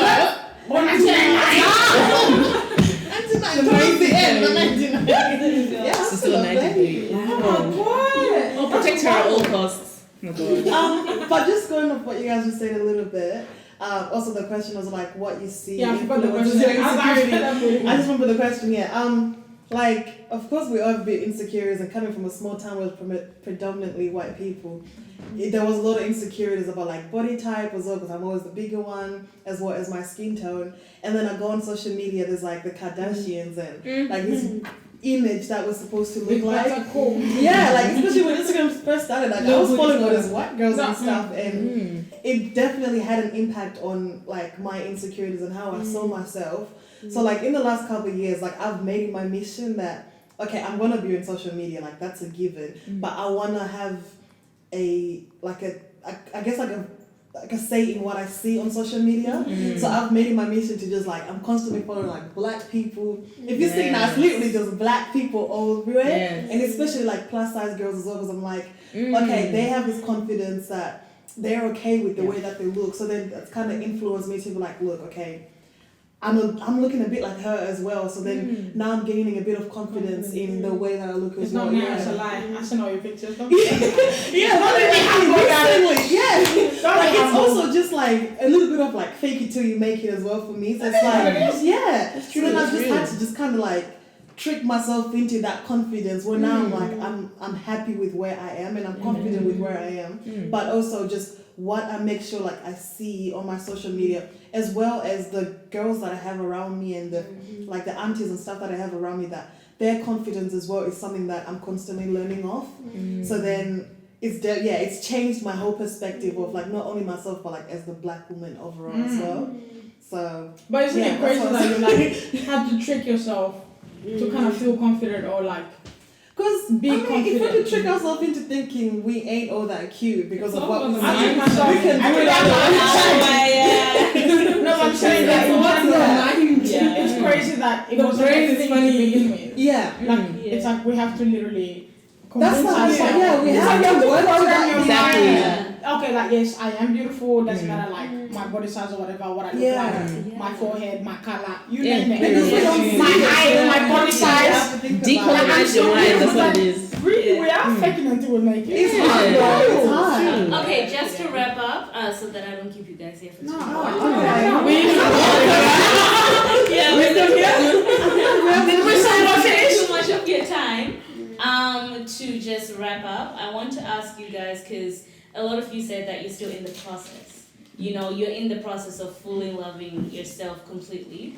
So I want to ask, how are you, like what are those steps that you're taking to loving yourself completely and whole, as a whole person? What are the steps that you're taking right now to get to that place? Because you're in the process, meaning you're not there yet, but what are you doing to get to that process? And also, when you answer that, I want you to sneak in as well advice that you would give to other black girls. Younger black girls, the youth. Because they would take from what you are doing currently. You know, people will see, okay, I see Mazita or I see Irene, and I'm like, I can relate to her story, but you know what? Instead of just sitting down and beating myself up, she says she's doing this, so maybe let me try that, and maybe that will change the way that I see myself, the way I see my body, do I see my skin color, my hair, whatever it is. So what are you guys doing right now currently to ensure that you get to a place where you're whole and you're complete and you feel like I'm my best version? And in that sneaking advice that you give to younger black girls as to, you know, how they can build themselves up and how they can know that honestly, even though the world is against them, they're very unique. Their creation, they were made very specific by God. He made no mistake in creating a black girl. So, but there are a lot of young people who don't believe that they're beautiful, they don't believe that they're sexy, they're attractive. They beat themselves up because they feel like they're missing something that someone has, so then that just makes them completely ugly. And that's not the case. How I answer the question? What I'm doing is I'm doing me. Then what? Yes. And that's on that. That's on that. That's period. No. But in all seriousness, what I have realized from all of it. Take your time. No, all She these. actually loves to make people laugh. No, it's actually not intentional. People are like, oh my god, I'm not. I wasn't trying to be funny. Like, this is a very serious issue I'm speaking about. Like, no. So for example, I feel like I think I was 16 when I got into my first proper serious relationship. Oh. And no, honestly, I thought I'd found the love of my life. I was like, this is it. This is the man for me. There's nobody else. Like that's it. No, literally, yeah, that was very cute.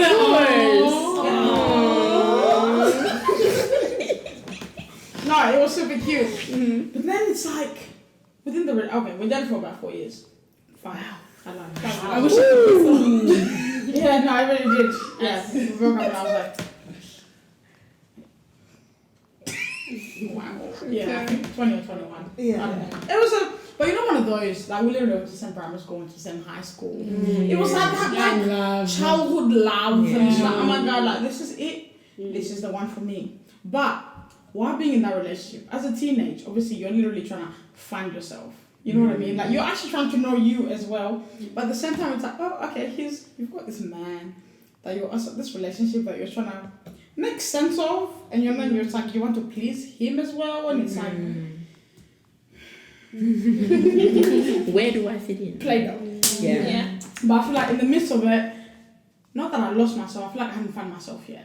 But once I got out of that relationship, honestly, yeah, as retarded as it was, like it was great, the breakup. Okay. No, like, okay, I actually like even learned things about like what I liked. Like what I actually really deeply enjoyed doing. Obviously when you said hiking, I was like Yes, I thought.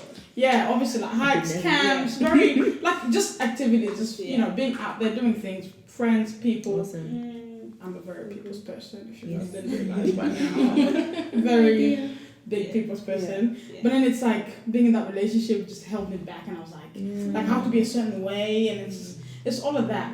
But it took me actually getting out of that. I was like, what was the question again? I got very How will you get into Yeah. that process Yeah. of confidence? process. Okay. Yeah. So after the relationship, and I was like, wow, oh my god. So it's weird because I don't know. I feel like it was like you know, like an onion, like it has layers. So it was like I was peeling back layers of myself, Yes. and then it's like, wow, oh that's interesting. It's like I'll find something else. I'm like, oh, cool. I didn't know I like that. But it's like, you know, like as I got deeper, I was like, oh man, I like you. Like I like you. You know, and then it's like, obviously, yes, there was a few dates in between. We're not gonna get details. Yes, there was a few dates. No, but my conclusion, I like good food and a conversation. If you think you're on a date, that's your problem. Not mine. That's on you. But it's like, as you grow older, like obviously you mature. Women mature earlier than men. We all know that one. Yeah. I'm glad. Oh God. I feel like maturity is another subject for another day. No, but it's like as I matured like into my 20s and like now, I'm like, you know, I actually say over the years, even though things didn't feel as amazing when they was happening, I guess change doesn't always feel great. Well, like when it was happening, I was like, why? Oh my God, die? What? But like it's like now I'm like, oh wow, like I actually look back and be like, wow, you know what? Yeah, no, it's going, it's positive. It's going something positive. But like now I feel like I can look back and be like, from all the experiences and everything that's happened in life, it's actually kind of given me an opportunity to actually get to know myself better. And now I have a better understanding of what I actually love and what moves me and what I'm passionate about. And I'm like, you know what? If you actually ask me, like, Irene, what are you about? Like, I'm like, I can actually articulate it. I can actually tell you, like, you know, what do you really love? What do you enjoy doing? What are you passionate about? You know? And it's just... I'm like... But yeah, I feel like experiences actually kind of shape you in a way. Even though it's not... It might not be comfortable while it's happening, but it's like when you look back, it's like, wow. Like, certain things actually need to happen. Yeah. Like, I know it's cliche, but everything happens for a reason. It's really true. It is actually so true because I feel like if I had stayed in that relationship, I would have been a very different person to what I am now, and I would have fully embraced my personality and what I'm passionate about and what I love, and people, I feel like, Yeah. I would have just been this person in the sideline, and I would have been like suppressing the real me that is like urging to come out, kind of thing. I can't help it. I am who I am. I'm not sorry about it. Amen. It is what it is. I forgot. No, that's right. Like, I actually know what you're saying. Like, one of my process, it's not really a process, it kind of just happened, but cutting out like toxic family members and family aunts. Like, Just family, you know. I really have to I was like, it's really the family at this point, eh? Because like in the Zoom culture, like, saying like the aunties, they would need people. They'll come for you after both, man. You sit there and they're just, all of a sudden your whole life is on their plate, just kicking at it. So I just realized I had to distance myself a little bit from those people which I felt were not really, adding to my growth, my personal growth and stuff, and my confidence. But the moment I kind of distanced myself and then I surrounded myself with confident women as well, like I feel like all my friends are confident as hell, and then that as well, just having those positive impacts around me and cutting out the toxicity has definitely just given me room to grow and be confident as well in like the way, not only the way that I look, but also like my personality and who I am as a person as a whole. So being aware of the environment you're in is definitely important in having to be confident in yourself and just learning to love yourself as well. And but then also I just think that like you never completely 100% at that process where you think like I'm 100% confident in myself. You can be 8 and still trying to like gain that confidence as well. But it's just a moment of just being happy and content with where you are in your life at that moment. And it's just having like, one of my things is just having the right people around you. Absolutely. Didn't answer the second part of the question. She asked about what was it? What advice advice did you give? My younger self, like where you're at right now is not always going to be where you're at. So just know that things are always changing and life is always going to change for you as well. And your mentality is always going to change as well. So you might not be in the happiest place right now or where you want to be right now, but just know that it keeps getting better. Like it's always going to keep getting better. Like I know I'm only 20 years old, but like it's from then to now, like it's definitely gotten better, and I'm only excited for like what's more to come as well. So keep a positive attitude. I'll be like there's this great thing. That was violent. Are you okay? Yeah. Put a bass to it. That just my phone just went out. Is that?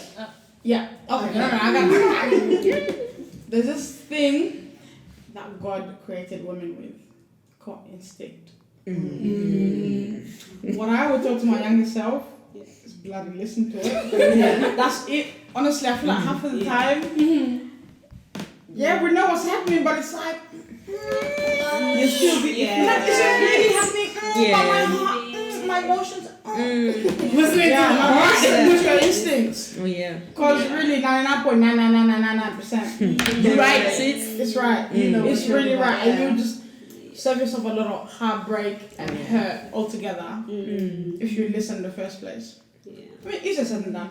But I feel like where we seek our validation as well is very important. With me personally, at some point in life, like there's that difference where sometimes when you're seeking for empathy and it seems like you're looking for sympathy, there's a difference between when family members or the society, your community members show you empathy, and then when they're sympathizing with you. Sometimes when you just need that empathy, that loving to show that you belong. And it's different from when you're seeking sympathy, you want them to be sorry for you for what you're going through. So that really hit me hard. I started being careful about where I get my validation from. And recently I focus all that energy into my spiritual life with God. So I'm a Christian. I realized that yes, it's God who made me, and like we said, sometimes our parents don't even understand that it's like. So when I push that energy towards my spiritual self, self-affirmation. I started saying a few words of self-affirmation to myself. I know I am blessed. I am wonderfully and beautifully made and created by God. So that affirmation, that relationship that I have with my God keeps me going. Like that positive thoughts and words that I say to myself every morning. I know I'm going to be a successful person. I'm going to, have a great day. I say these words to myself every day before I walk out of the house.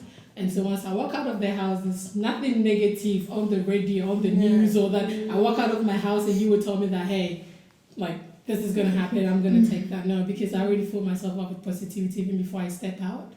So that's one thing that I've started doing that I can see that's actually helping. And I know this is getting a bit emotional because when she was talking about relationship and sometimes how sometimes we drive all our confidence and self-esteem into one person because you try to do things to please them or you try to, they begin to define who you are. I got into that phase and getting out of it was a bit hard because I was feeling like, oh, maybe it's the worst thing that can happen. But like she said, everything happens for a reason. And you don't realize until you're out of it that you realize that, oh, you can be a better version of yourself. And in light of that, I began to understand that before entering a relationship, we've all been in relationships or re-entering one or whatever, that singlehood moments that we face and whatever phase that we are in, it's important to be comfortable with yourself in that phase, be able to enjoy your own company when you're single or when you're having your own good times, when you're hiking or just, today for instance, I literally just went to the beach to just watch. I dressed up in a bikini, I didn't enter the water, but I just wore a bikini. Went to the beach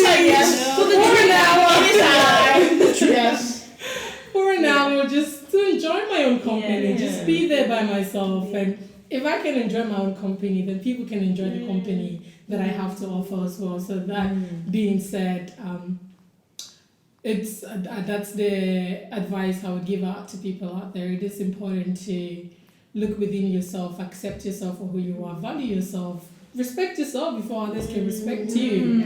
If you treat your car, like, trust me, if you clean your car very nice and your friends like sitting if your car is very dirty and your friends sit in your car, like, they wouldn't be worried if they just leave mess in your car because they see that it's already messy.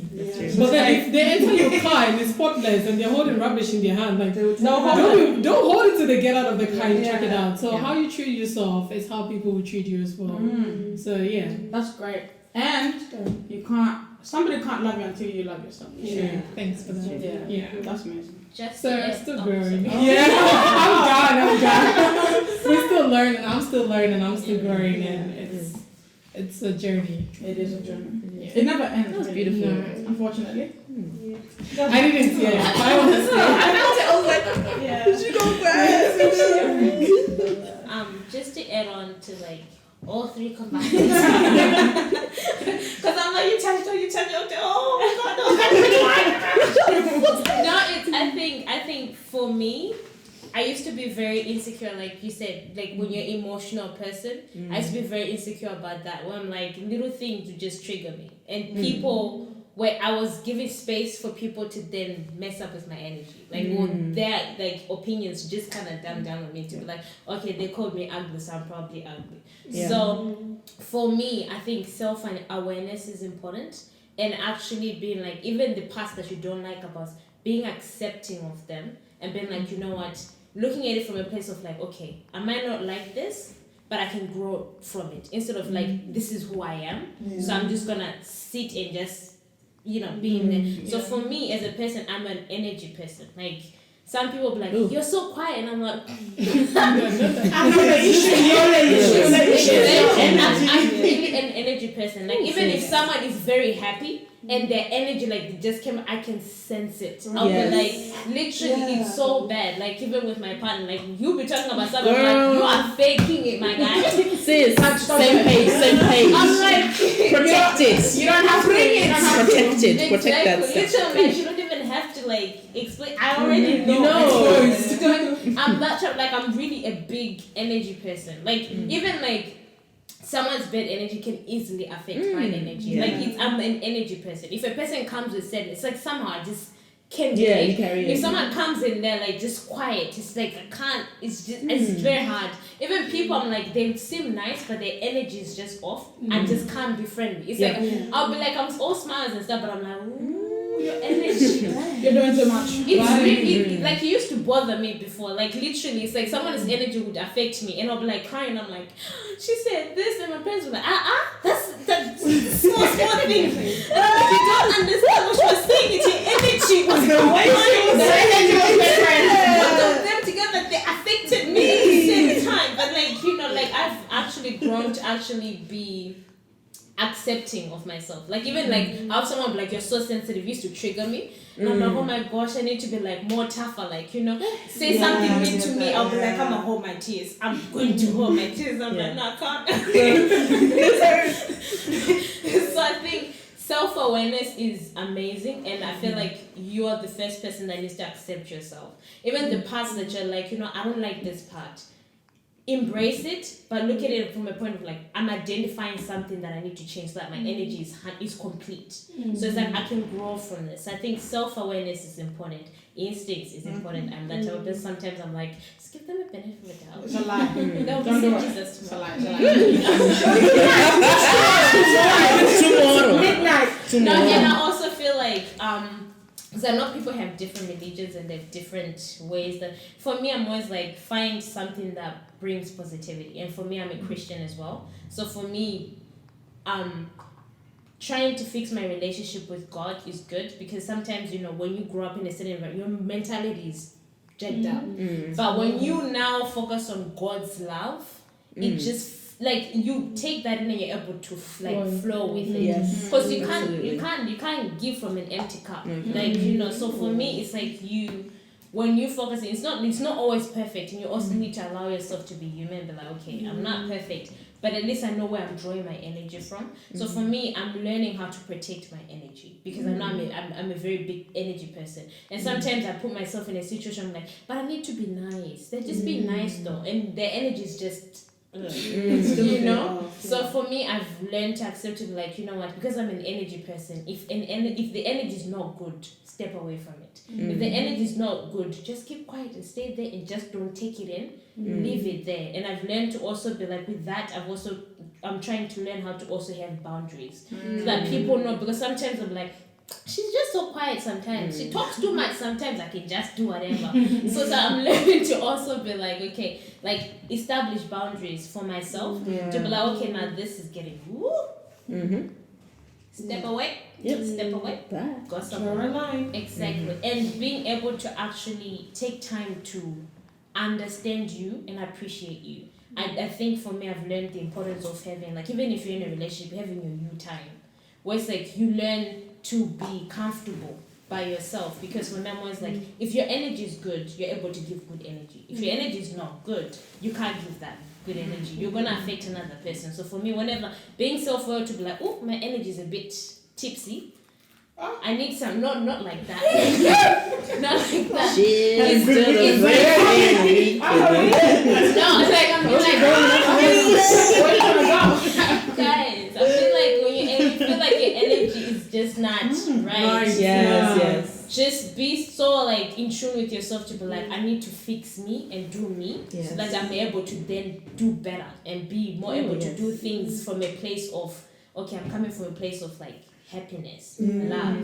Because when you come and you're like frustrated, you're just gonna be passing frustrations to everybody, and then even your actions are gonna add on to someone else's insecurity. So I'm always like protecting your energy and also being aware of your energy, being like, okay, I need to do something for myself. And I think my advice to someone like me, I think that don't rush into anything, because I know that, you know, when you're going through stuff and you don't understand yourself, you see like these people are like, just enter into it will toughen you up a little bit, you know, when people are like, you need, like, you just need a boyfriend, you need a push. And you know, for me, I'm always like I'm learning that you need to take time and don't rush into anything. If something doesn't, if you feel like I'm at this point, I'm not there yet, take as much time as you need. No one's rushing you, because sometimes people be like, oh, you're 25 and no boyfriend.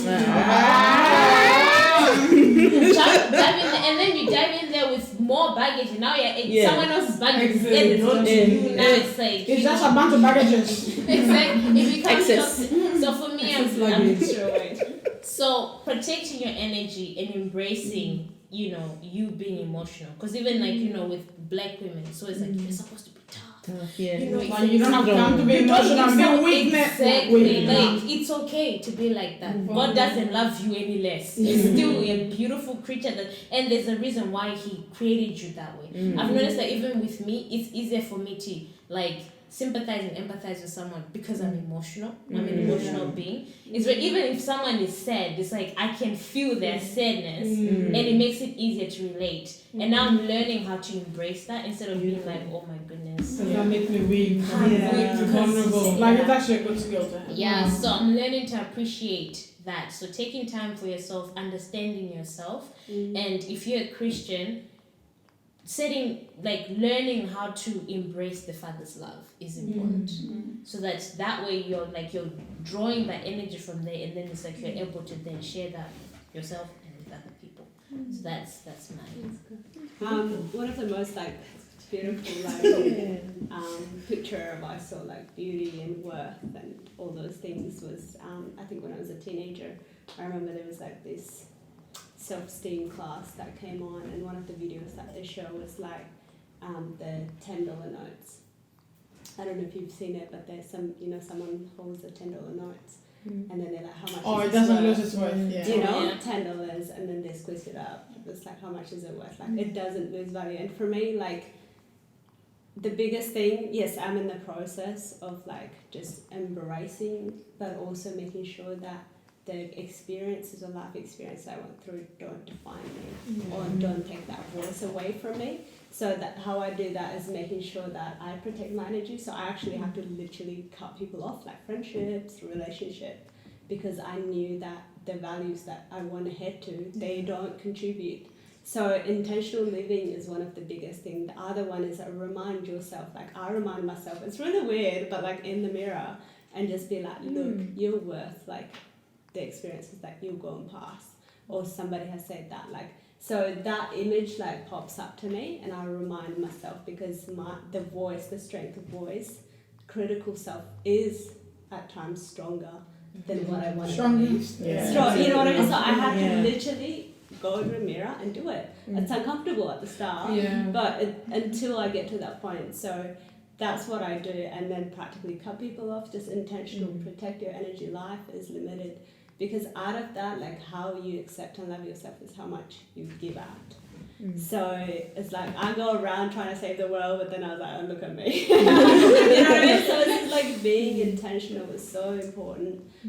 Get counselling. I've had times where I have to go through counselling. Amazing. Because I couldn't do it on my own. I couldn't progress those experiences to go. So I'm I need help. Mentors, I've got mentors. So those are how I'm getting myself across. It's hard, it's challenging, but in the strength, I can be a role model. So now I'm in a place where, I can actually talk about it, talk about these experiences, the lesson that I've learned, and also how much worth that I am because of it, and that $10 note is still $10 regardless. And for the women out there, for young girls, it's I see you. These are the experiences that I've been through. I can identify with you this way. Through this, but at the end of the day, it does not change. I've got Christian background as well. The value that God has placed on it, no one can take that away from you. If you believe it, sis, then that's how you can change the world, and that's how you can. So, that's how I kind of go on. It's I say to young girls, look, the experiences are real, girl. Those emotions are real, but you're so much more if you believe it, and that's kind of what I want to say to you. You've got more, girl. Get it? What you're talking to me too. I take it myself. Wow, you guys have said so much amazing stuff. Now I'm I think my personal process with learning to love myself has been a lot about kind of similar to what you said, Liz, about protecting your energy. I think in the past few years I've learned to accept that I am an emotional person, that who I'm around affects me greatly, and that it's okay to not like people, and it's okay to not want to be around certain people, especially in the past year with everything that happened with George Floyd and, you know, the resurgence of the racism discussion. I realized that there's like a lot of people in my life who have impacted my mental health really negatively, like through like jokes, humor, whatever, and I've intentionally like literally avoided some people, literally cut some people off, and I've become so like determined as a Black woman to protect my peace. And I've decided that certain things are not worth my peace. So if you're a person who undermines my identity, if you're a person who body shames me on the regular, whatever, then I'm just not going to see you. And I'm learning not to feel guilty about that as well, because I'm very empathetic, and I'm like, oh, I don't want to like cut this person off, but I'm like, if this person is like toxic and literally affecting my mental health, I'm not dealing with this person. And on the flip side of that, like part of my process is allowing myself to accept and receive love and to believe that I'm worthy of it. Going back to my relationship, shout out to my man, but I'm in a relationship with someone who insists on setting me free. Don't mention his name. Irina's met him. He cute, whatever. He insists on setting me free. So sometimes there's been times where I'm like, no, like you should tell me like what to do, and he's like, no, I want you to be you. I want you to be yourself. So he's literally forced me to get to know myself, because he doesn't want to love a version of me that is conditioned to be like subservient or under him or minimized because of what I think he wants. So that's really like set me free in a lot of ways. And, you know, just to be really vulnerable about it, one of the biggest things that my relationship has changed is like my acceptance of my Blackness, actually, because I grew up being the dark-skinned girl that people didn't think was very pretty, and then I was thick and all that, and then here comes this random guy that's like, oh, I love your curves, I love your skin, I love your hair, and like, what are you doing? I'm like, are you sure? So, you know, embracing Afrocentric hairstyles, embracing my curves, embracing the color of my skin and everything. In the past year, it's not all based in my relationship, but it's been such a big boost, and I think I've allowed myself to be okay with the fact that as a Black woman, I can't be strong by myself. I need a community. I need people. I need like people around me that are going to protect me and like, you know, encourage me to look after myself. So I think my advice to Black girls would be like, be comfortable with being vulnerable and be careful about who you're vulnerable with. The world not everyone deserves to know your tears, to know your pain. Not everyone deserves to know your story. Be very intentional about the people that you're friends with. If you have to cut some people off, some family members, cut them off. Your friendship circle should be like tight. Like honestly, you don't owe everyone friendship, because I think another thing about being a Black woman is I've always felt like I have to build everybody up, carry everybody, help everybody, and encourage everyone else's self-esteem. But this year I've been like, nope, it's me, my squad. That's it. Like if you're not about what I'm about, if you don't support me, if you don't value me, then I'm sorry, but I'm getting too old to just accommodate the tomfoolery. Yeah, so, you know, I think Black girls, just look after yourself. Be comfortable with being vulnerable and be comfortable with having tough conversations with people. There's some people in your life that you'll never be able to have tough conversations with because they ain't never gonna listen, aunties, uncles, whatever it may be. But like your sisterhood, your squad, like you should be able to talk about anything. So yeah, just reassess your friendship circle every now and then. Reassess. And be kind as well. Be kind. Absolutely. Yeah. Costs $0 to be a decent human being. Unfortunately, all good things come to an ending. It's been amazing. Thank you guys so much for coming. Share the next one. Okay. Same place. Are we all doing that? Yeah. For the ancestors. Oh, am I supposed to look at the camera? Wrapping up session for the Black Chat. Thank you guys so much. That was such a good. To all my Black women, to all my Black queens who feel low, who have low self-esteem, who feel that they cannot accept themselves for who they are. I felt the same way. I'm a dark-skinned woman. I was born dark. I never felt comfortable within myself. I never loved who I am. I always felt ugly. I always felt like a beast. And I know sometimes we feel that way too. But we have to understand or get to a point in our lives where we have to know our skin color is not going anywhere. It's sticking around for the rest of your lives, whether you like it or not. And it's up to you to make the difference. It's up to you how you view yourself. Whether you learn how to love yourself or you continue hating yourself. But always remember, how you treat yourself is going to tell other people how they should treat you. The way you value yourself is going to teach people how to value you. Always keep your head up.